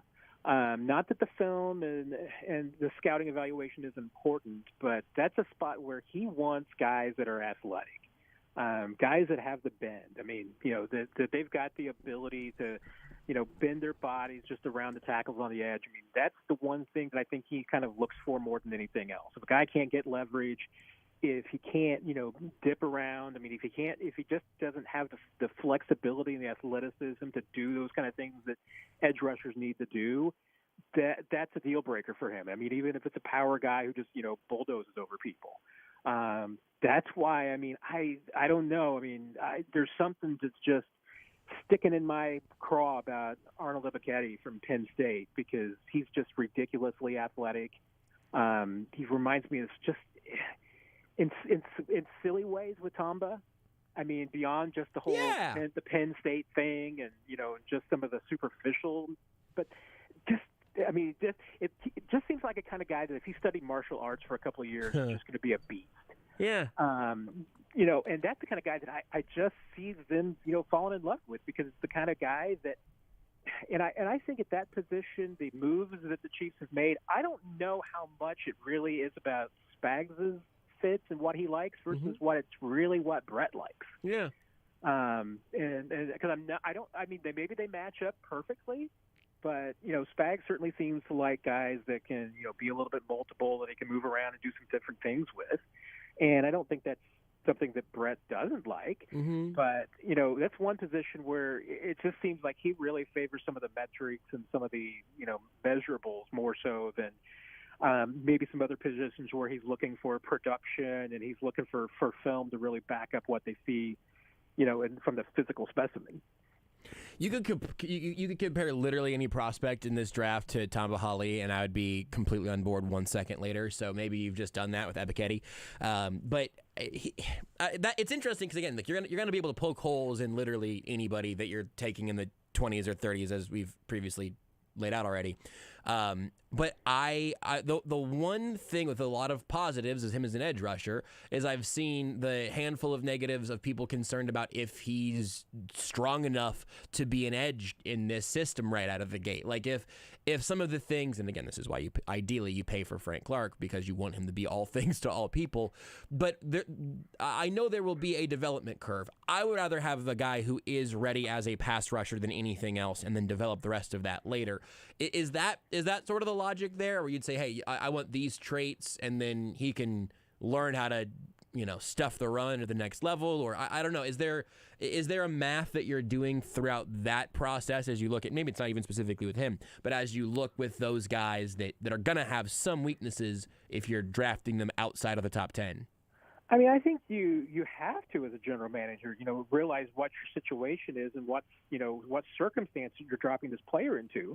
Because I think that when you don't, that's when you get some really bad outcomes. Hey, there's going to be a team that maybe, that takes an edge where they're not going to be asking that player to necessarily be a 3-down, do-everything player.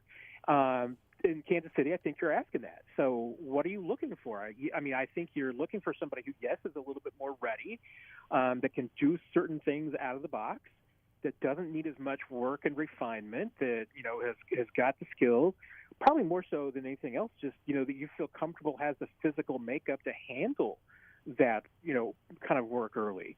Not everybody can, handle the pressure of, starting on a defense for a team that's supposed to win the Super Bowl immediately. Sure. If you're looking for somebody, and the Chiefs aren't in a position really where they can draft somebody with the idea of growing them into the role. That maybe that's where they were certainly there when they drafted Tamba Hali. They didn't have to, they weren't asking him to come in and lead them to a Super Bowl. That's kind of what they're going to be asking for anybody that, that they draft to play edge. And so, yeah, I think you probably do need somebody who's a little bit more polished. And even when there's positions along, down through the draft, that's something that I do look at. I consider whether or not they're a good fit. It's like, is this a player that the Chiefs can take at that spot? Like a receiver, that's later into the draft, 4th, 5th, 6th, 7th round. You can take any receiver there because anybody can be a project. Sure. You don't have to worry about that. You're not going to be asking him to come in and start immediately as do anything. Somebody who's in a late position like that, you can ask him to grow. That edge and a corner, if you take him early, I think you have to take that into consideration, just how ready are they to play week 1. Last thing, because this is the last time we will talk to you ahead of the draft, what is the first position the Chiefs select? And you know what? Take that one first. Doesn't have to be even a long answer. What's the first position off the board for the Chiefs? Man, I feel like if it's not edge, corner, or receiver, I will be stunned. I suppose safety could be your sleeper, but you're answering the next question before I've asked it, which is really annoying me, but go ahead. That's the kind of, well, you know what? I already cover all my bases, which, it should also annoy you. Yeah. It's a coin flip between edge and corner, and I will say edge. It's a coin flip between edge and corner. Yes. Okay. And the second question was going to be, what's the first position off the board? You gave me a hint on safety. I like that a lot as something we're not talking about enough. Not that we are under discussing literally any element of the draft. That's the only thing we've been discussing for a full month. Shout out to the Royals. But the first position off the board for the Chiefs that is not that is not edge, wide receiver, or defensive back. That one, I want to say I would bet offensive tackle, very, very hard. If I could get good odds on tight end, maybe. I think there's some intriguing candidates, although I think there's some intriguing candidates later in the draft, so I don't know if I'd be spending a second-round pick on a tight end, although I think I spent a third-round pick on one of my mocks. But tackle is just something I think that makes too much sense. I mean, this team at the very minimum needs a solid swing tackle. They might be even, you could argue, in the case for a starting right tackle. There's going to be, I think, some decent value in the second and third rounds, some players, So to me, if it's not, you rule out defensive back, because I think safety is a sneaky position that the Chiefs are going to be looking at early. But tackle would not surprise me at all if we didn't get out of the first 2 days of the draft with them taking one. Read the stuff at ChiefsDigest.com. The new mock is on the way. There's another one, a final one, coming later this week. You can follow him on Twitter at Matt Derrick as well. Matt, can you just say the phrase, you're listening to Almost Entirely Sports as Kermit the Frog, and then after you do it, Rudy's just going to throw it a break? You can sing it if you're more comfortable. Rudy, you're just going to have to listen for the throw. Hi, everybody. You're listening to Almost Entirely Sports on Sports Radio 810. Take the show with you wherever you go. Listen live on the Sports Radio 810 mobile app and 810WHB.com. Hey, this is SSJ here to share some window wisdom with you.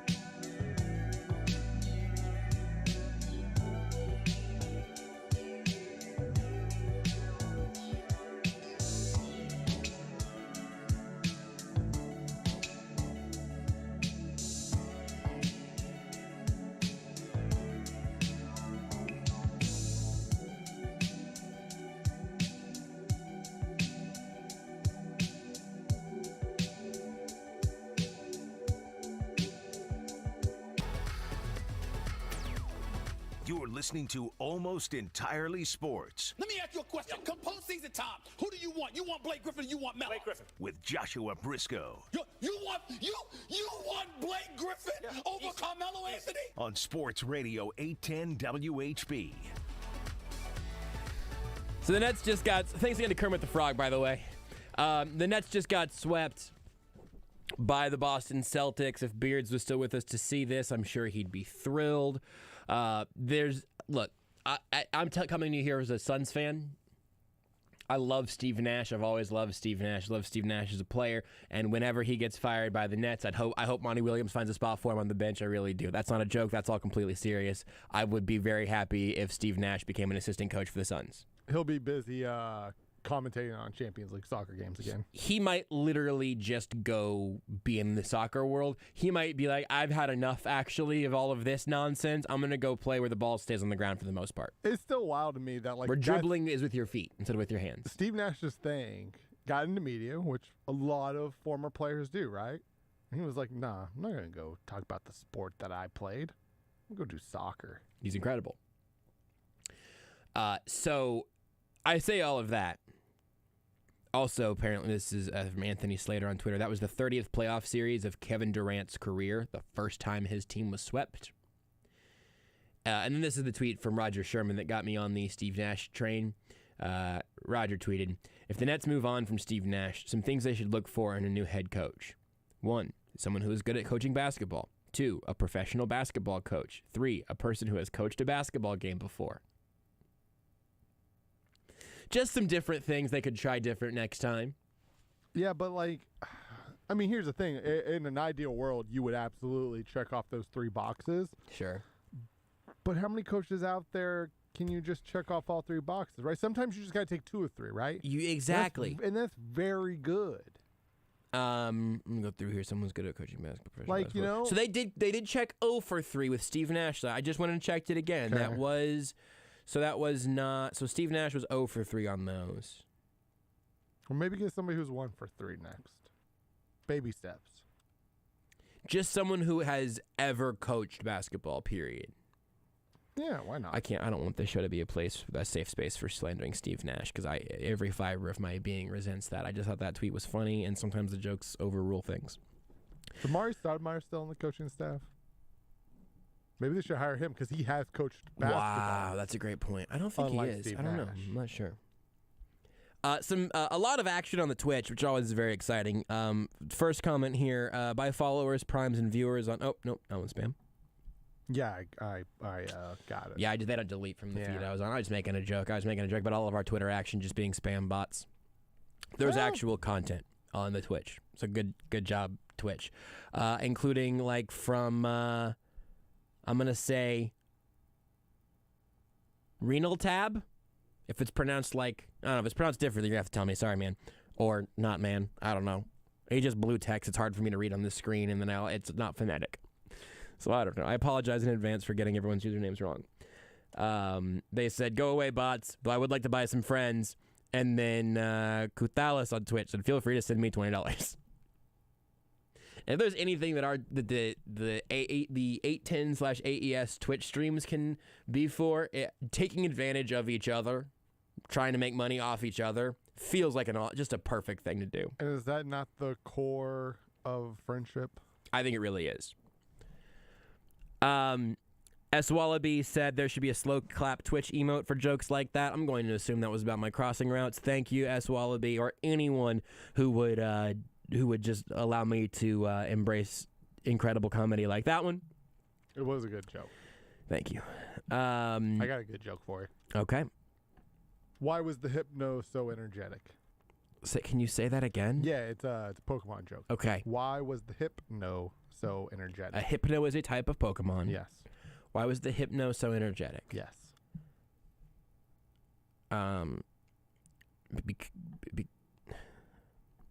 Because they were psyched up. Because it was no longer drowsy. All right, so back to the Twitch. That's pretty good. You gotta admit, that's pretty good. Back over to the Twitch. I'm proud of myself. For not coming up with that one, obviously, but for reading it from somewhere else and passing it on to you. S. Wallaby, my weird Rudy, my headphones stopped working, but don't fix them, please. Here, let me. So S. Wallaby says on Twitter. Oh, sorry, is your that? mouth moving? I'm sorry, Rudy, I can't hear you, but don't fix it. S. Wallaby on Twitch said, so what's the over-under on how long it takes for Brisco to come out as hating the Chiefs' first draft pick? Aspen says, like, how long after the pick? Like, over-under pick 29. Wallaby says, after the pick. He hated the Clyde pick months before it happened. He hated the Bolton pick within a week. And then Aspen says they're taking the under regardless of what the line is. These are facts. Not exactly. Perfect. I hated the any running back pick since, I first read the internet once. And what position does Clyde play? I would say running back. You would say it's basically a wide receiver. So I did hate that one for months, obviously. As soon as that one showed up for the first time on a mock draft, I hated that one. That's true. I laughed at Matt Derrick shortly before the draft whenever he said they really like Nick Bolton. So you can make that my cutoff. I didn't hate that pick, but it's not the pick I would have made. I'm comfortable saying that. That's easy. You didn't hate that pick? No, man. And I know what the line is for next segment's going to be. Let me get through my bit. Pretty sure I've heard you say otherwise. From Renal Tab. Oh, he would love the pick. He's the most positive person ever. Thank you, Renal Tab, for fighting against some of this anti-Josh propaganda. Sorry again if I'm getting your name wrong. So I hated the running back pick well before it happened. I laughed at the Nick Bolton pick like a week before it happened. And I did not laugh at the Penn State edge, whose name I said really confidently once after Matt said it really confidently, and then I got nervous again. Defensive end from Penn State. That's his official name. Ebiketie. It's easy. Ebiketie. I don't need it. There's a lot of vowels, and there's just a B and a K, and I don't know why I'm scared of it. Ebiketie.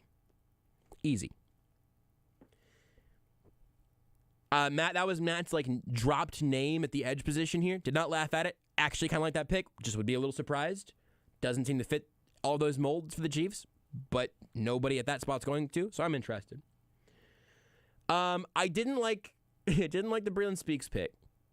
Really hated the Patrick Mahomes pick. Not true. I was on Patrick Mahomes before the draft, and you can't take that one from me. Seen he was like, why did we didn't move up and get Mitch? No, it was I loved Reuben Foster so much in that spot. Wasn't that who the first tweets were about? I really thought my dad called me as that trade was happening. Or no, I called him. I was like, Dad, they just traded up to get Reuben Foster? And then all of a sudden my fears flooded my body. Because my initial reaction was, of course not, you don't trade up to 10 to draft a linebacker. But then I was like, but this is the Chiefs. They could do anything. The Chiefs would trade up to 10 to draft a linebacker. Yeah, absolutely. They dodged a few bullets there. So, loved that. That was a very exciting time. Was a bit of a downer on Nick Bolton. I did actually want to So Wallaby says, if the Chiefs go receiver, I feel like the line's probably week 8. If they go edge, I'd probably say postseason, unless it's Ajabo, who I would be interested in. Obviously, that changes the timeline of everything for him. He just got hurt recently. Here's my actual thought process, okay?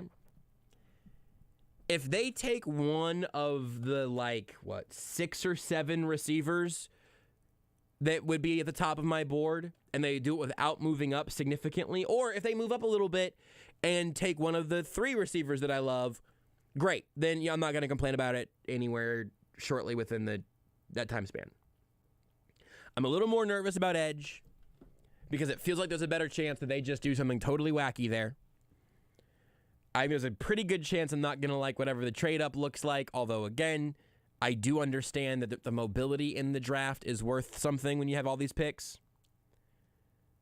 And if it's a corner, I'll just be so excited that they drafted a corner that I literally won't even care who it is. Any other position, I'll probably hate. If they draft a right tackle at 29, I'm going to feel bad.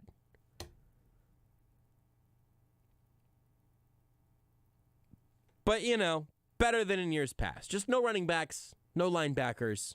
I'm going to be positive for a week or two. Want more Almost Entirely Sports? Watch the show live on the Sports Radio 810 Facebook page. Hi, Jeff Montgomery here. Is your home in need of gutter repair? Mine was, and the guys at Gutter Cover KC took care of my house. I couldn't be happier with the service, professionalism, and timely work that Gutter Cover KC did.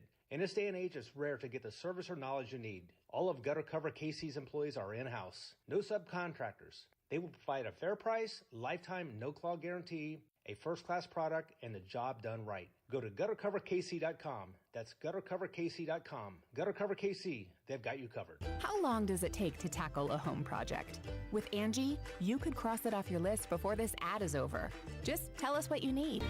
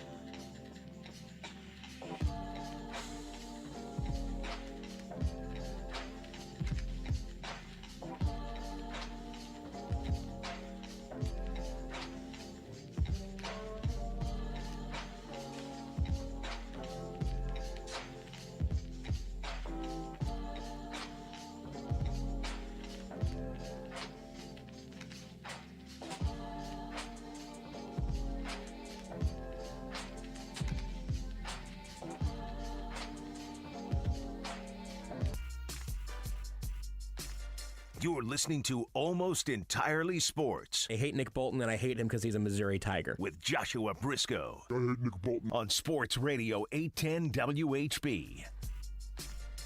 I have access to those folders. Do you have backups of that somewhere? Have you backed that up to like a USB that you keep on your wallet, in your wallet or something? Of course. Because I will go in and delete that file. I have multiple copies everywhere. There's a tweet here. I hate to correct the reporting of someone that I don't really know. I'm going to try to verify who this is here really quick. I should have. Doesn't sound like you. No. Well, my computer's frozen, so I was going to have to power on instead.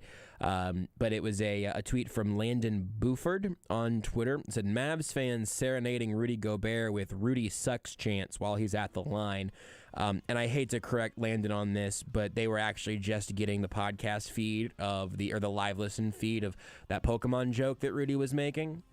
And then so spontaneously, the entire arena was chanting what I was feeling, which is just, Rudy sucks. Rudy sucks. So much disrespect. Rudy sucks.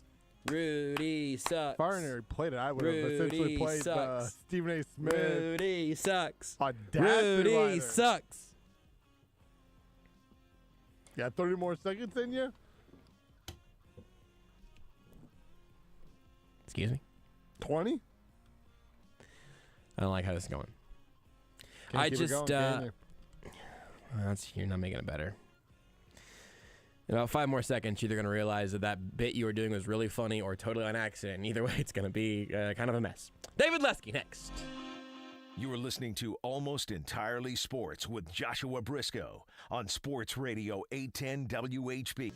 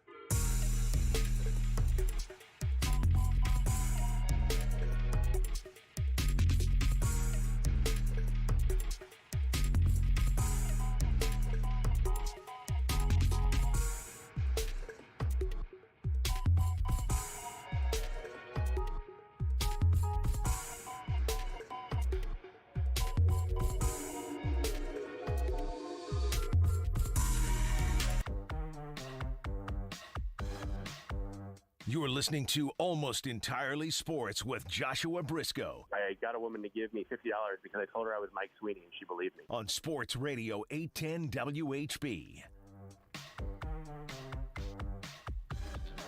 My only problem, other than the things I laid out earlier, with the Royals City Connect jerseys is that they did not take the suggestion that I tweeted at them every single day for 6 months, which was to put a little caricature drawing of David Lesky on the inner back, like by the neck. You know, they put the hey, hey, hey back there instead of like the tag would be. I was hoping for a David Lesky face. They politely declined. The good news is David Lesky joins us now. I thought your suggestion would be to put good players in the jerseys. Well, that's something that we can ask Lesky about his opinion, you know, because it would have been his face on the jerseys, at least on the inside print, maybe down by the laundry tag or something. But yeah, I've always been more about fashion than form, Rudy. You know, that's always been true about me. Very true. And so in this case, it continues. Lesky, I don't know. This really should just be like a recurring feature. But did the superior of the graphic design eyes of the Inside the Crown household, which is what I call your marriage, the Inside the Crown household, were there any strong opinions had in the Lesky household? She liked them very much, actually. So I think that was good. I will say that they did not take your suggestion because actually in 2024 they're doing a Lesky Connect uniform, and it's just my face. Fantastic. Yeah, it's a whole. It's not even like it's not my face on a jersey. It's like the whole thing. Mm-hmm. And the back of it's got my hair and all that. It's really quite ugly. Yeah. So I'm looking forward to it. Well, I don't know if you saw my tweets from earlier today, but if you did, you may have seen that they're selling the authentic version of the City Connect jersey for $475 in the team shop. And I thought that there would never be a jersey that I would pay $500 for. But now you've brought that one that you just mentioned into my life, and yeah, I might pay $500 for a Lesky all over jersey. Yeah, no, I think that's it's a good bargain. I am curious. Are you buying all those jerseys for your guests? Is that like, do I need to give you my size, or are we all wearing one jersey? What's going on here? Yeah, you did see the tweet. I remember because that question came up, and I thought I might be able to dodge it at least and until you ignored it after this was over. Yeah, I was gonna pretend that I saw that tweet later, like after the show. I'm like, oh man, if you would have just let me know ahead of time. But yeah, no. Here's what I'll do, Lesky. I will. I'll go ahead and buy you a $500 Whit Merrifield City Connect jersey. You just have to wear it every day. Okay, I'm in. It's fine. Yeah. The good news is also, as every listener of this show knows, nothing I say on this show is legally binding in any sense whatsoever. In fact, this is probably the most dishonest place in my life. That's reasonable, and I understand that. Yeah, I think so. Lie to me, Lesky. Tell me the Royals are good. As long as we're just lying to each other's faces, tell me that things are going to be okay. Because here's actually, this is, I don't want to get all the way into the weeds just yet, but like big picture, losing 4 in a row, the only thing it did for me was make me think that their current record looks like how they make me feel, even whenever they were still 500. The division, not that great. The actual outlook on a variety of levels, not all that dire, and still I feel like I am turning on a funeral procession to watch, as you called it, a zombie runner on second not be able to score late. Like I don't know, man. I am deflated, and it's April 25th. Yeah. So the thing is, not scoring runs, it's crazy. We talk about this every year because the Royals have stretches where they can't score every single year. But not scoring runs is probably the most difficult thing to watch in sports. Well, not in points in general. I mean, like I think back, you know, the Chiefs are the Tennessee game when they scored, was it 3 points they scored? Yeah, like that was real. That was a harder to watch than a shoot, and it's a lot harder to watch a team lose 3-2 than it is to watch them lose 7-6. Yeah. Like Saturday night's game, as frustrating as it was a lot easier to stomach or to watch. I mean, it wasn't. The late innings were tough, but it was a lot easier to watch than the day before when all they could muster was Salvador Perez home. It's just there's something about. Well, not something. It's because they're not scoring that it just feels like it's just a drag the entire game. entire week, however long it might last. And, they're going to score runs eventually. I mean, it's just the reality of it. I don't think that they're significantly worse than last year when they scored 4.24 or something per game. So, it'll pass. But, boy, when they're not scoring, it is difficult baseball to watch. But the good news is 153-9 is still alive. They are – that's certainly possible. No, I mean, I think that there are two schools of thought here, right? They're 5-9 playing terribly and 2 games out, and you're like, okay. I mean, like I wrote this morning, every year there's a stretch of baseball when you go, if they could have just gone 5-9 in that 14-game stretch instead of 2-12 or 1-13, maybe this is that. And if that's the case, then it's fine. Right. The problem is, should they even be 5-9? And I don't know. I'm not sure they shouldn't be. I don't really have an answer of yes or no, but we just don't know yet because they're obviously not this bad offensively. Nobody's this bad offensively. I mean, look, the Diamondbacks they scored 22 runs in their first 11 games, and then they scored 11 runs in their 12th game. Things turn around pretty quick. Right. This early. So, we'll see how it goes. I actually have something up tomorrow about the 4 terrible hitters in the lineup right now and how real their terribleness is, which I actually ended up, just a spoiler alert, found kind of comforting because it's going to be difficult for them to stay that bad. Yeah, so comforting. That's where my optimism lies. And look, the bullpen, Saturday night notwithstanding, the bullpen's very good. That's obvious. The defense is excellent. That's obvious. The starting rotation, I think, has a chance to be okay. It's been pretty up and down so far, but I mean, really, if they could score 4.2 runs per game instead of 3, that's a different story already. I mean, you're already looking at 2 more wins, and I think that they'll eventually get there and they'll be fine. But look, I mean, I had them at 79-83. I don't know what your prediction was. I don't know if you made an official prediction or anything, but I'm guessing it wasn't significantly higher than that, if at all higher. No. Yeah. And, what do 79-83 teams do? They go 5-9 sometimes. Yep. It's just who they are. So that's where I am. Well, and so on that point, it was the open on the piece that went up this morning. I don't know if I said the URL this time. Inside the Crown is the newsletter. It's insidethecrown.substack.com. You can sign up for free and continue to get all this great work just delivered to your inbox on a regular basis. There's also a new Substack app that has made my mobile Substack reading experience much better. I would say it's a good app, actually. I was surprised. Yeah, me too. I just assume that all new apps are going to be bad, and it's a good one. It is great. It's how I read Inside the Crown and Seth Kaiser's Chief of the North newsletter most of the time now. I think I read it through the app. It's a good app. It really is, surprisingly. But the open today was you were going back to a conversation you were having at the end of the week with Seren here on 810, and you mentioned there your preseason predictions and how that really does color pretty much everything that we're looking at in a 14-game sample. What you expected is going to color how you view those 14 games. I think it's a really good point. You just sort of laid out some of the frameworks for that.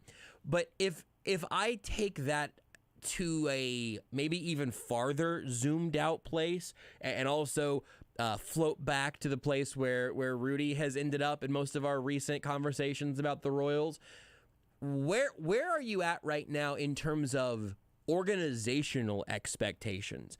Not just 2022 expectations, but where this team belongs on a infinitely larger scale. I guess not infinitely, because nothing matters at some point, I guess. But whenever you look at the last 7 years, whatever, post World Series into the next 5, 6, 7 years, maybe it's just 2, 3, 4. Because for me, you say all these things about how if they're a team that's a little under 500, you got 5-9 stretches. Their bad hitters are going to hit better. Maybe the young pitching has somewhere to go. I totally hear you all that, but I ultimately feel very little in response to you telling me that the hitting isn't all that bad. Because I think for me, it's that my... Well, hang on. The hitting is all that bad. I think it won't stay all that bad. Absolutely. Fair. No, fair clarification. If you said the hitting currently was not that bad, people would begin to question your qualifications. I think that's reasonable. But I think for me to kind of also just talk through it, think through it out loud, I think that even my 2022 expectations are severely dampened by my overall feeling as to where they've been and where they're going. So, I don't know. Help me out through some of that. Well, so yeah, I think that the problem when it's bad for as long as the Royals have been bad, and you could even put that back farther before the World Series. I mean, yes. they really were only good for a snapshot in time. It wasn't like it was... Do you know the last two times they won the division? We did this bit earlier. I've got fun with the Royals history. Sorry to cut you off before you're about to go on a real roll. 85 and 15. That's exactly right. Which also means that if they win the division, they are guaranteed to win the World Series. That is science. Yes, that is accurate. Got to go all out in the division. Yeah, they have also, what was it? They've since the World Series year, 0 games within double digits of a playoff of the top of their division. The 0 times they were in single digits behind, including one season when there were only 60 games. That's kind of rough. It's just, and that's something that can be about the division. They haven't been top 2 in the AL Central since 2015. I don't know. Anyway, I digress.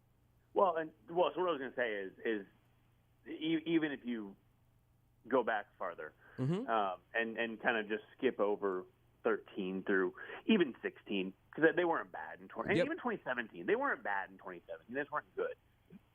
And they were actually in a playoff spot, if you remember, at the trade deadline in 2017, which is kind of forgotten. I remember it very well because I was very angry about how that was going to make them delusional from there on out, even as you explained to me they didn't have all the options in the world at the time, and I do remember this, and I understand all of this. Yeah. But they just have, the delusion is an issue for me. I'm going to stop talking over you. It absolutely is an issue.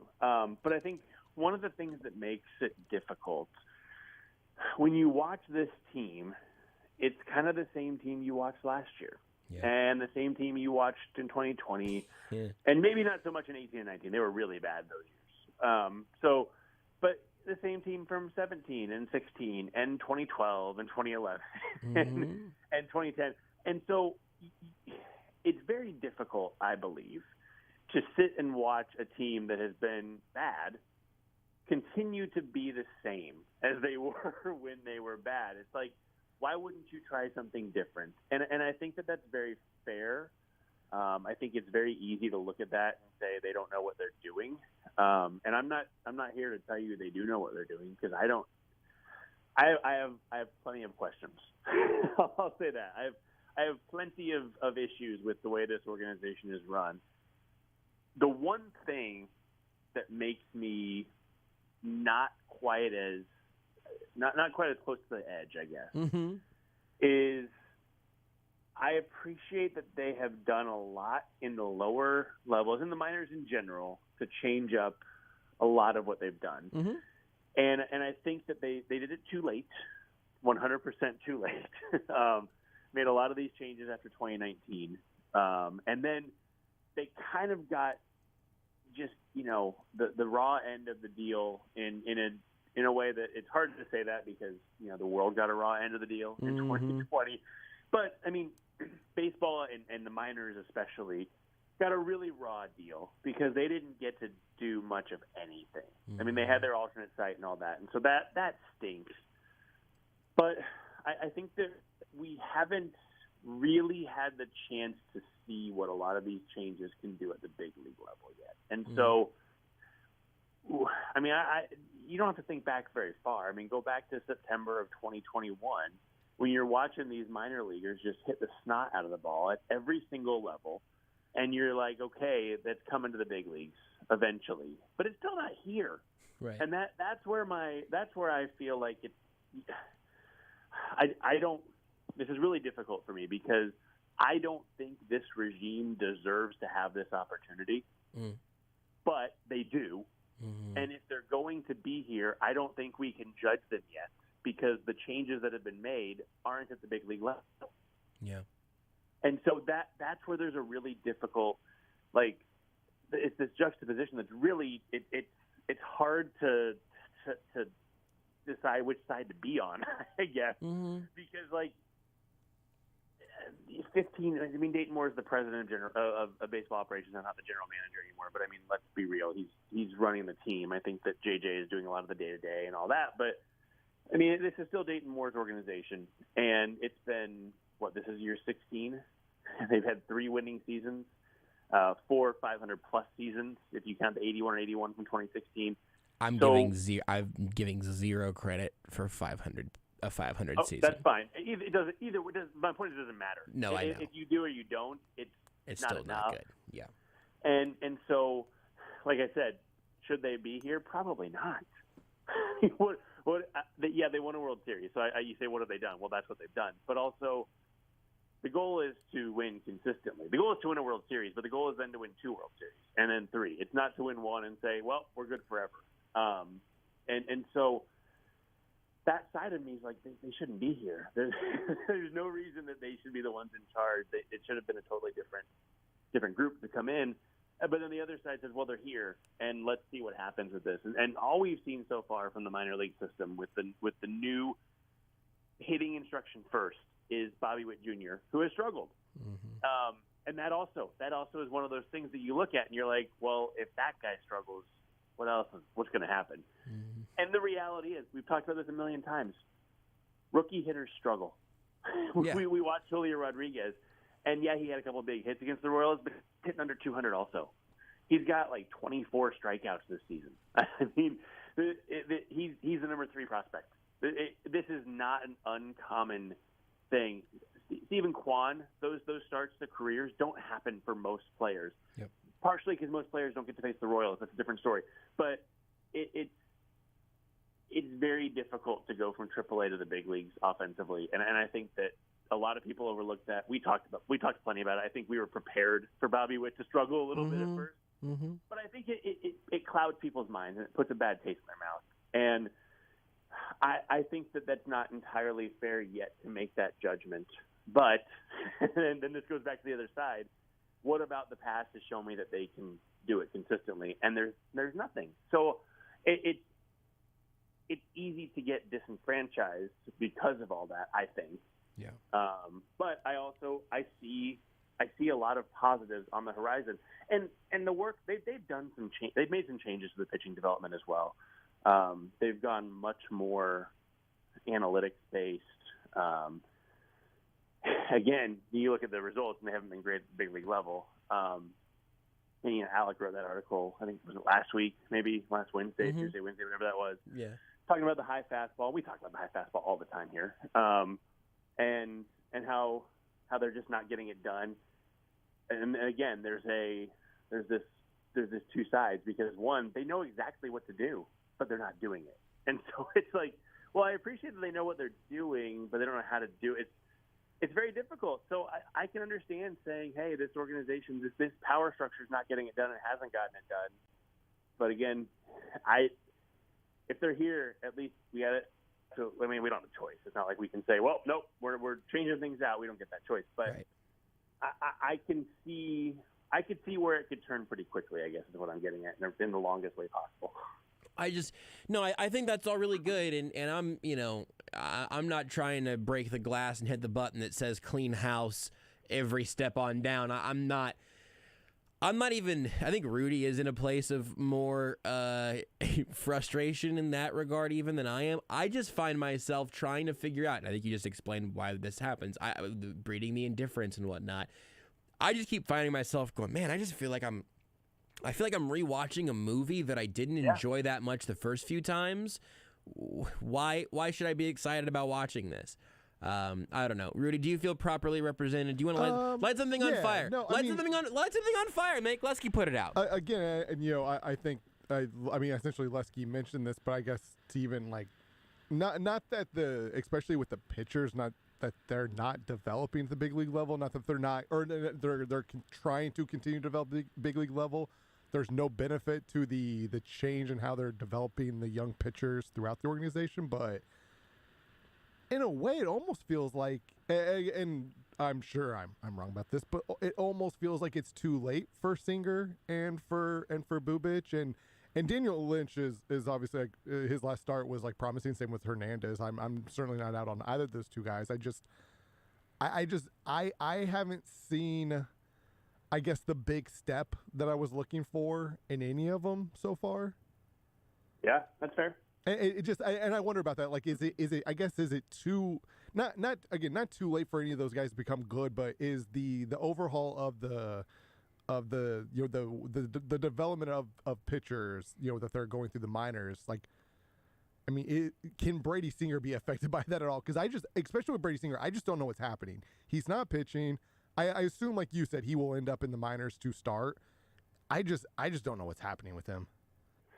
No, that's very weird. It's just a bizarre situation that, he'd be the guy that they basically tabbed to lead everything in the young pitching, and then 180 innings later, I don't know the exact number, but I mean, he had 64, I think, in 2020 and 120 something last year, maybe. All of a sudden, he's just the end of the bullpen that only gets used when things are terrible. It's very weird. I don't entirely get that, but also I wonder if it's sending a message, because we've talked about this. He's a guy who he doesn't change very easily. I mean, Chris Bubic will try anything to do better. It may not work. It may not end up working for him, but he is all in on the analytics. He will try a new pitch. He will do this. He will do that. Now, it's weird he hasn't turned the slider that they talked about so much in spring training. That's an odd thing there. But like he's the guy who will tinker maybe too much. Daniel Lynch is similar to Bubic in that way. Jackson Kowar, I don't think he has I don't want to say intellectual curiosity, because I think that makes it sound bad, but like the pitching intellectual curiosity. He doesn't have that of Lynch and Bubic, but he works. He will try things. I've heard that they're working on some things in the minors. That's why his numbers haven't been good in AAA, but he's making some changes, and so they're probably not going to be good because it's not the way he's pitched for his entire life. But everything we've heard about Singer is he's not going to do it.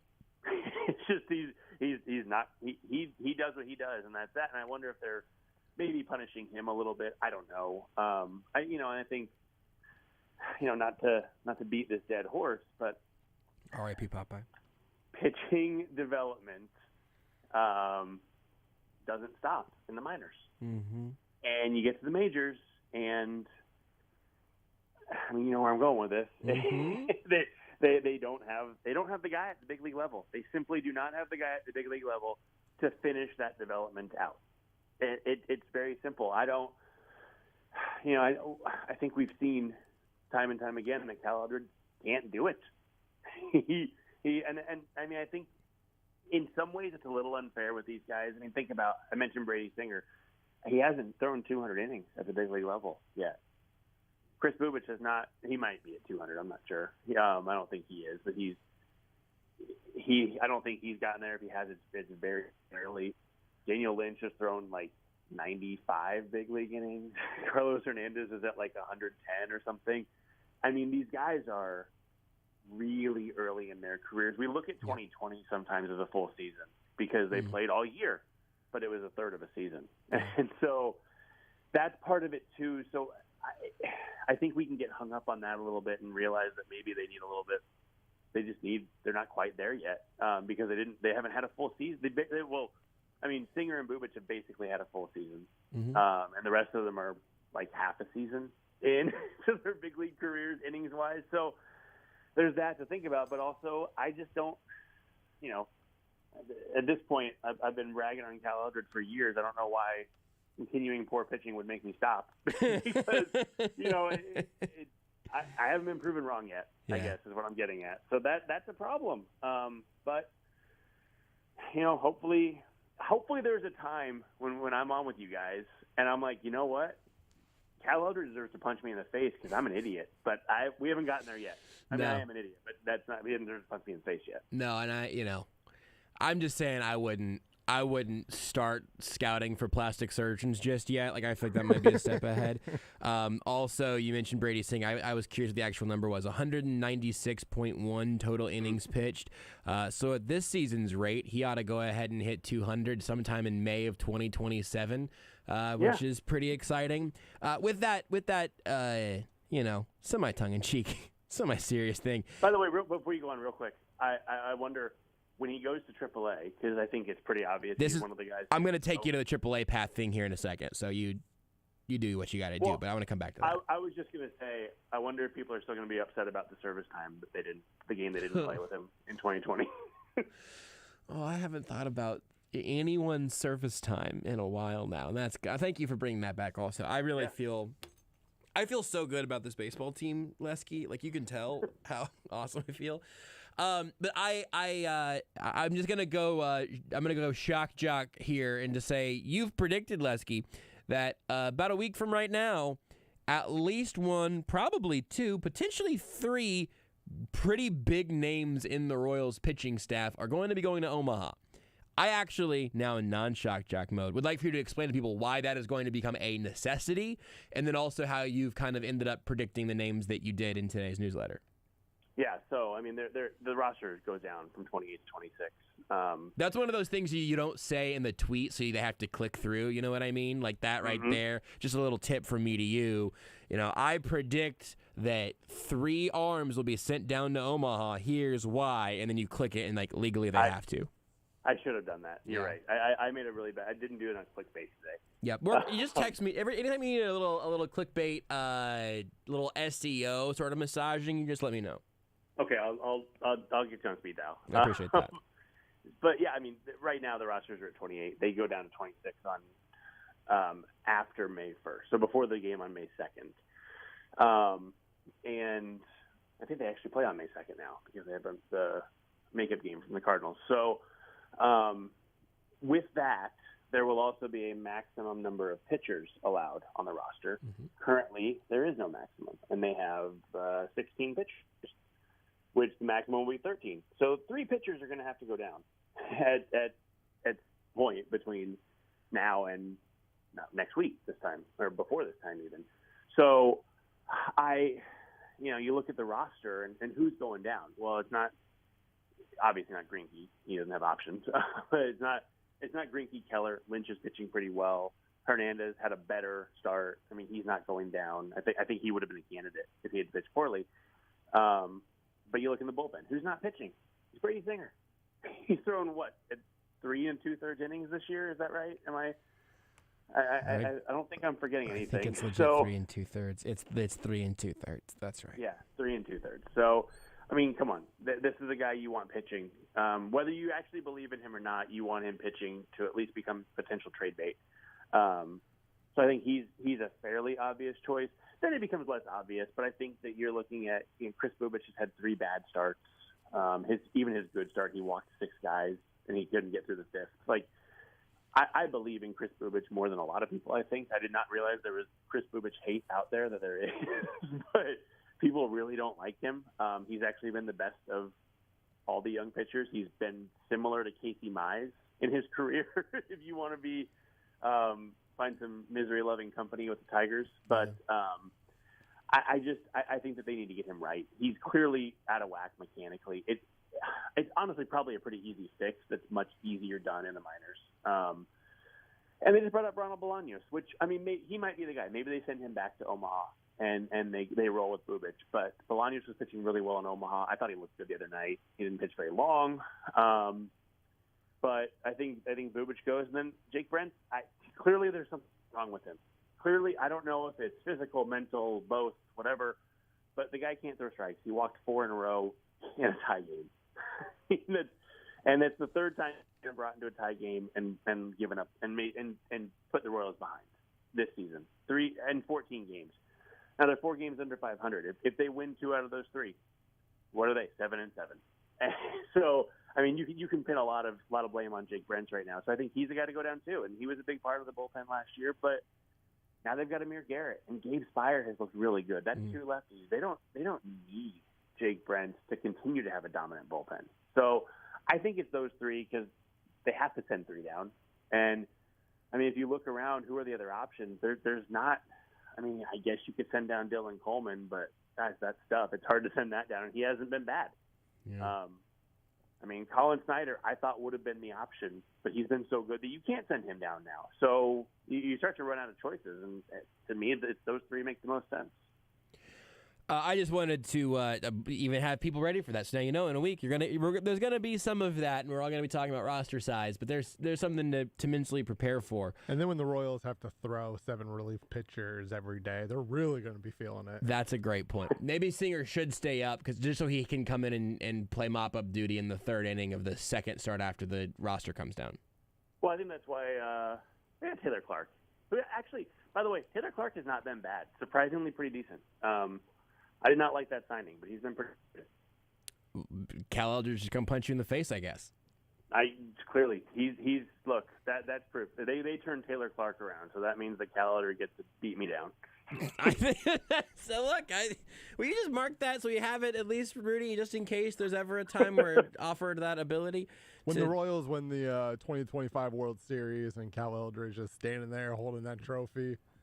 He should get the with the trophy. Yes, he should be able to take that hunk of metal by the base and then impale you with all the little flags on the end. Brady Singer just won a Cy Young, only throwing 1 pitch. He's actually regressed. That's right. Brady Singer then should get to throw the World Series trophy at you with his just with a fastball. Perfect. I love it. I'm in. I want the last thing here before we let you go.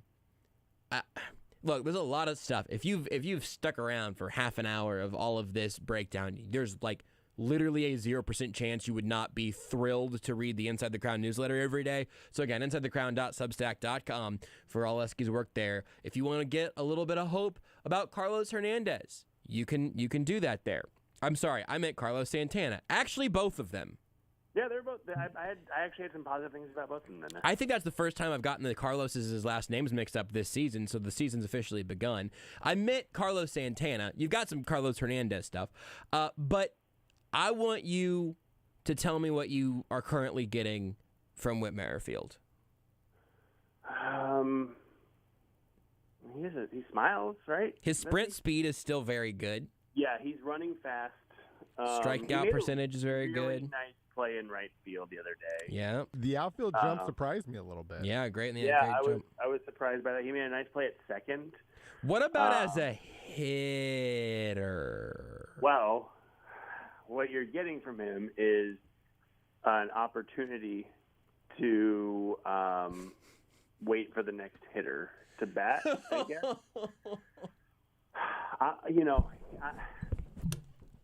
It's funny because the broadcast keeps saying how unlucky he's been, and I did the math, and I'm not going to give it to you now because it's in the article tomorrow.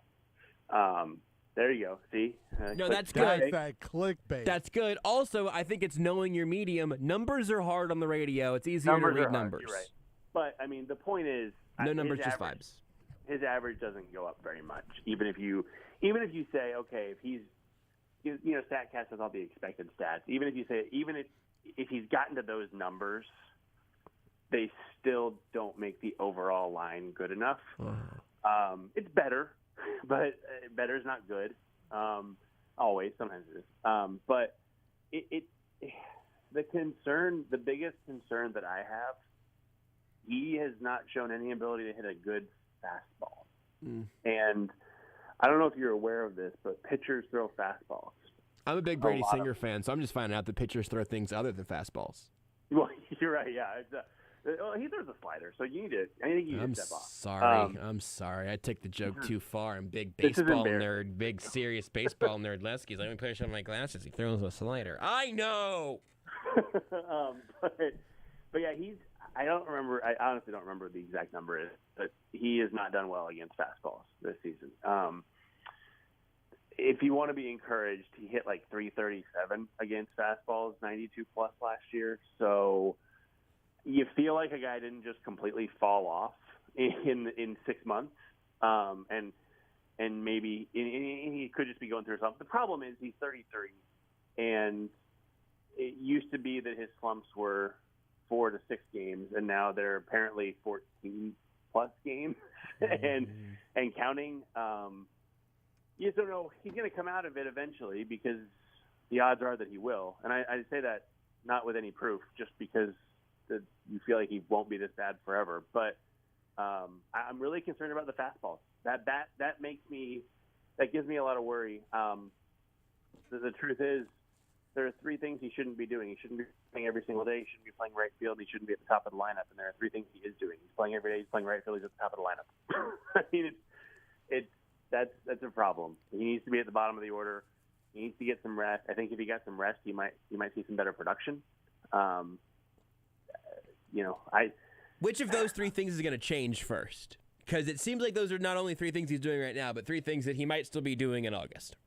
I think I don't know. I could see the right field thing changing if they can't handle Mondesi's bat anymore. Yep. That to me seems the most likely. I guess I could see him dropping in the order. I'm not confident about that.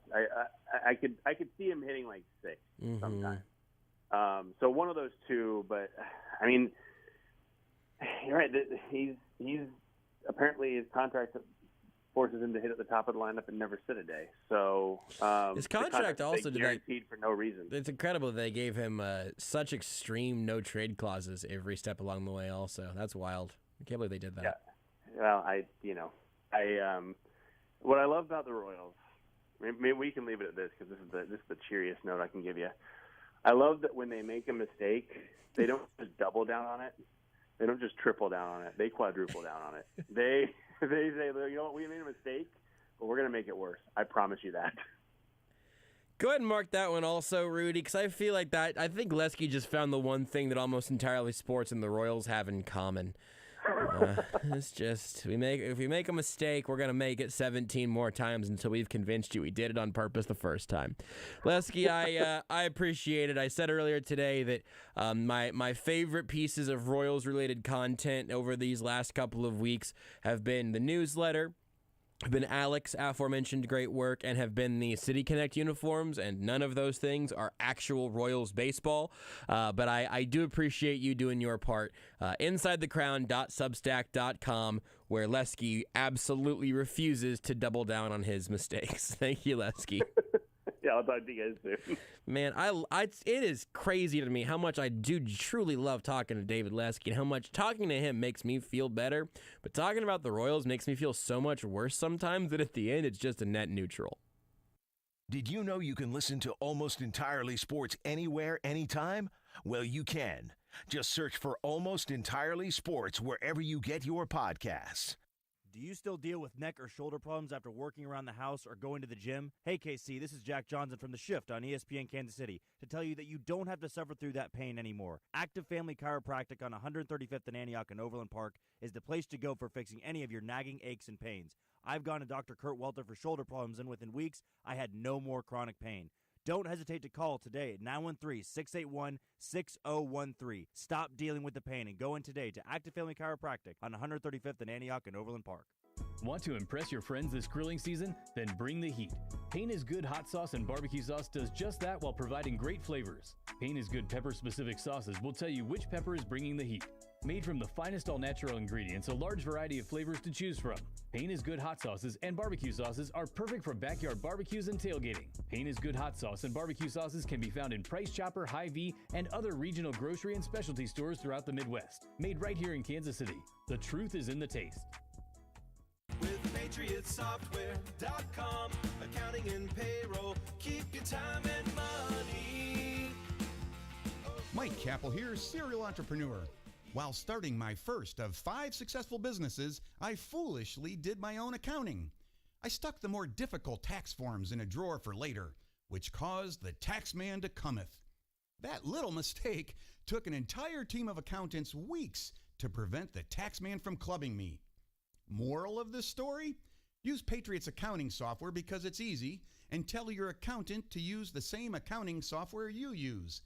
Then, if the tax man cometh, you'll be the one holding the club.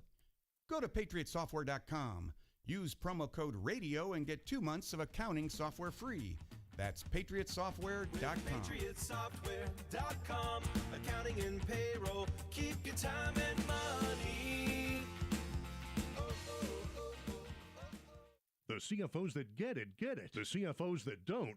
Behold the CFO, the Chief Financial Officer. This isn't some bean counter. Today's CFO is critical to the strategy, growth, and profitability of the business. But in growing companies, there are two kinds of CFOs. One who's struggling to keep up with spreadsheets everywhere, manual processes, errors, and lack of visibility into the numbers. It takes weeks to close the books. And one who's on top of their game. Automated reports, inventory, e-commerce, and HR flow into the financial model seamlessly. Insights coming with the click of a button. This CFO uses NetSuite by Oracle with visibility and control of your financials, inventory, HR, planning, and budgeting. NetSuite is everything you need to grow all in one place. That's why NetSuite is the #1 cloud financial system used by over 29,000 growing businesses. Like I said, the CFOs that get it, get it. The CFOs that don't. Head to netsuite.com/radar for a special one-of-a-kind financing offer. netsuite.com/radar. netsuite.com/radar.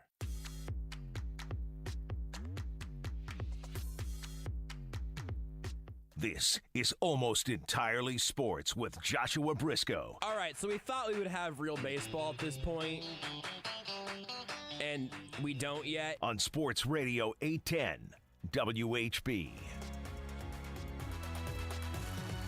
Since the passing of Beards McFly, and since this show really began to care about things like not getting DMCA'd, it's been a minute since we've had the true center field song playing behind all of our baseball segments. And just hearing a moment of it in that liner made the hairs on the back of my neck stand up. He has ruined that song for me forever. Like, not that I ever was a massive fan of center field, really can't listen to it now because it just brings back bad memories. Can I give a what's going to be an incredibly unpopular opinion? You hate the song. I'm going to give an incredibly unpopular opinion that is going to look, this woke cancel culture. I'll say it.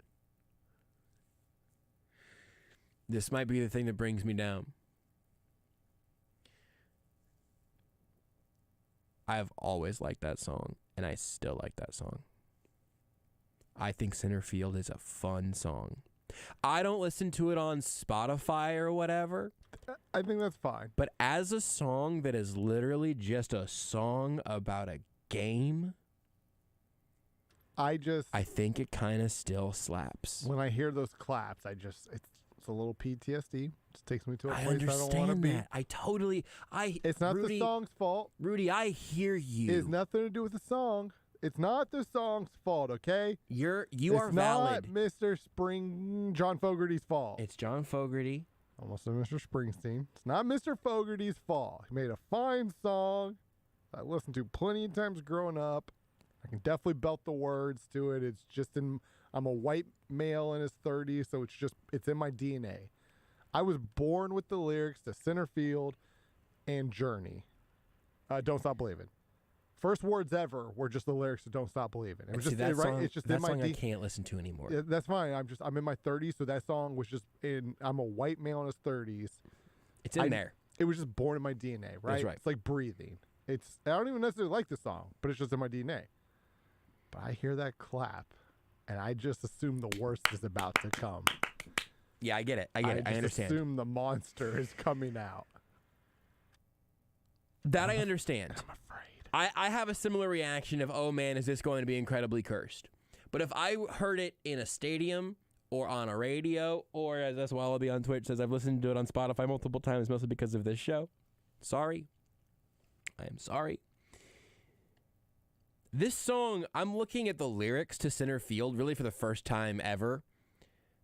And I'm not even going to make an argument that this song is good on virtually any level. It's not very complex. It's a song about a sport.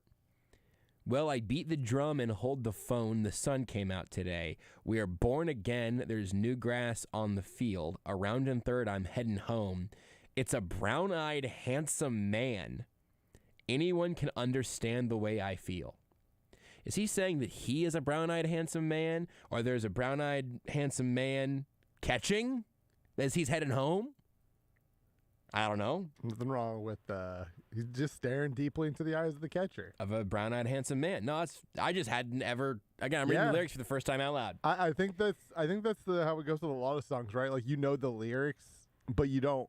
Like, you are saying the lyrics. You do not necessarily hear the lyrics, yeah, right? I don't know if I've ever realized that I heard the lyric was brown-eyed handsome man. I don't know that I knew the word handsome was in this song. But, like, when the song plays, you say it, right? Like you just, it's like, you know what I mean? Like, it's like the Animal Crossing language a little bit, you know? That's a see, that sounds like a Beard's creation. Oh, put me in, coach. I'm ready to play today. Put me in, coach. I'm ready to play today. Look at me. I can be center field. You don't really be center field. You would play center field, but that's to play a position. nitpicking. I think you have to be the position, right? You have to become. If you were at a charity softball game and somebody said, "I can be center field," you would say that's not right. Well, yeah, because you don't say it like that. You're like, I must be center field to play center field. Well, then. I also do think that I kind of always assumed that this was a song about a child going out to play, like, with his, like a little league team or whatever, right? But now I'm realizing this is lyric. Well, I spent some time in the Mudville 9 watching it from the bench. I took some lumps when the mighty Case struck out. I mean, it's KC, but it doesn't say Case in the song. Doesn't just cut off the Y. I don't know. I know I'm familiar with the Mudville, Casey, etc., whatnot. When the mighty Casey struck out.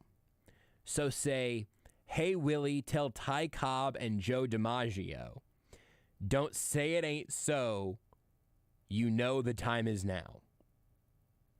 Is he telling his coach to tell Ty Cobb and Joe DiMaggio that he's going to go replace mighty Casey in center field, perhaps? So put me in, coach, I'm ready to play today. Put me in, coach, I'm ready to play today. Look at me, I can be center field. Friend of the station, Les Norman, actually just sent me a text. Okay. He says he has spent years and years traveling around through the minor league cities, hearing this song. Not a fan. I totally understand which is understandable. Completely you've understandable. Heard the song so many times. So this is not the same because I only heard this song for like 3 weeks every day. But I did an internship, with the Cal Ripken Baseball League. And I had to listen to it just a bunch, or the Watch Me Whip, Watch Me Nay Nay song. Sure. Literally every game, like 8 times a day for like every day for 3 weeks. Bad. Done with that song. You got a beat up glove. You got a beat up glove, a homemade bat, and a brand new pair of shoes. I think it's time to give this game a ride. Just to hit the ball and touch them all, a moment in the sun. It's a gone, and you can tell that one goodbye. Put me in, coach, ready to play. Put me in, coach, et cetera, et cetera. Look at me, I can be center field. Yeah. George just called and said, it is about a child, but it's the child inside the man. Like your inner child, right? You're playing a game. You don't get it's the kid inside.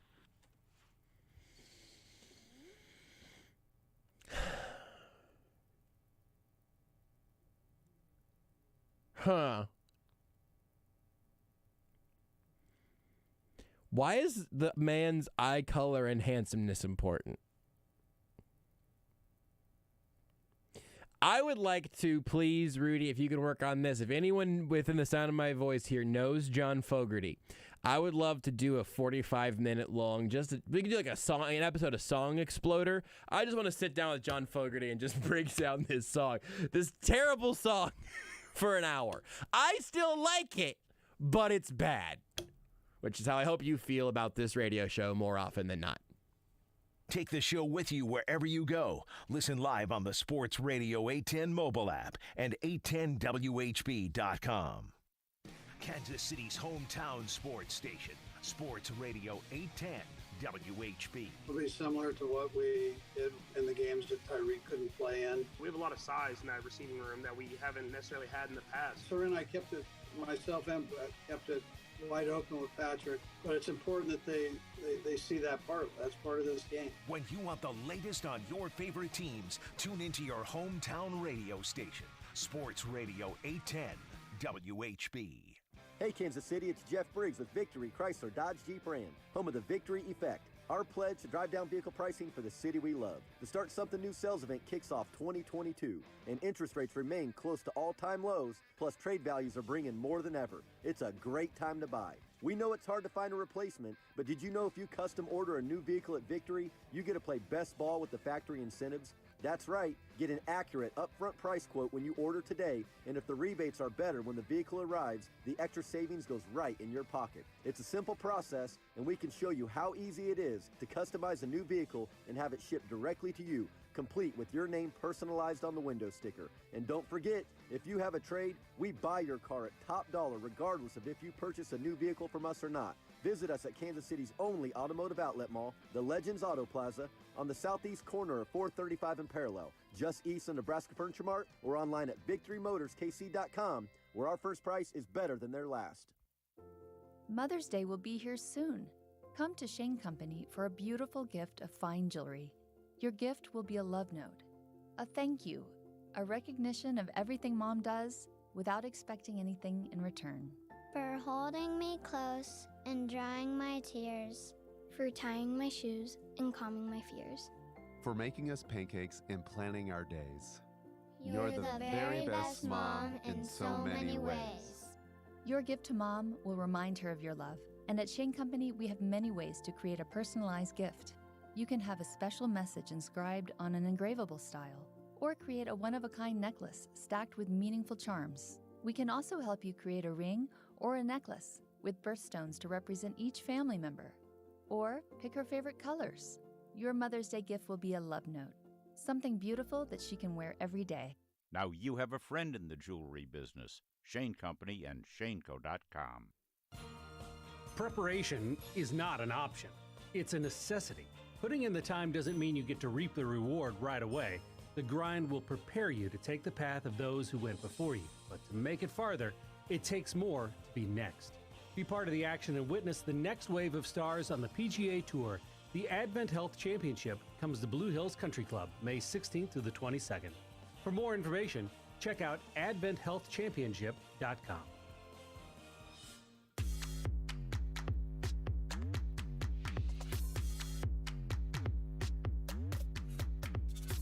You're listening to Almost Entirely Sports. There are so many names that I'm loosely aware of. I was like, wait a second, what? With Joshua Brisco. I had one more good one. Hold on. I had one more good one, and then I lost. I know we need to take a break, Rudy. I know. I need to say the name. I need to say the name of another obscure veteran of the Diamondbacks. Mike Leake! On Sports Radio 810 WHB. I love it whenever we end up at the end of a show and I got more questions than I had when we started. Just stupendous. Just great work all the way around. And I'm sorry that I knew I was going to give a cancelable opinion, but I still have at least some amount of appreciation for the song Centerfield, despite it not necessarily being a good song. What a time. What a time to be alive. We were going to play Brett Veach audio. Were we? Who could have seen that one coming? Were we? We really were. He was really good on Friday. We only got to like half of it. But like, were we? Wallaby on Twitch. I'd argue Bobby Witt Jr. as a child. He's young. Maybe that song is literally, maybe Centerfield is literally about Bobby Witt Jr. He could probably play Centerfield. You kidding me? I'm pretty sure he could play every position on the diamond. He's good at defense. He'll get good at hitting, I believe. But he's excellent at defense already. Okay, Rudy. There's not very much show left. In the meantime, I'm going to take this little vial of truth serum, okay? Little syringe of truth serum. Yes. Going to go ahead and pop that in you right there. Yep. You worried about Bobby Witt? Just the bat? Bobby Witt himself, no, but the fact that he plays for the Royals and I've just been hurt before, right? Yeah, there's sure. there's like a little bit of the curse in there that makes me think, oh no, like Eric Hosmer and Mike Moustakas, good baseball players, but thought they were gonna be superstars, right? Like there's a part of me that's like, oh boy, we don't get nice things all the time. Is that specifically Royals now though, right? Because like Patrick Mahomes broke that curse for sure. Kansas City. For the Chiefs. But like Bobby Witt Jr. waiting 5 Gold Gloves, but only ever hitting 220 is just like a nightmare. That I don't think will happen. Just the Royals, they hurt me. On the plus side, the worst case scenario for Bobby Witt Jr. is now the best case scenario for Adalberto Mondesi. So things change. Things change pretty quickly then, yeah. I never knew that all the questions about how many games Mondesi would play this year might be by choice. Might play too much. Yeah, that's a real twist. Well, tomorrow we'll go back to the Chiefs side of things. Hopefully that makes you a little happier than the baseball tonight did. Thanks to everybody who was a part of the show. We'll talk to you tomorrow. Late, 1 hour, Seth Kaiser. Till then, bye, Mom.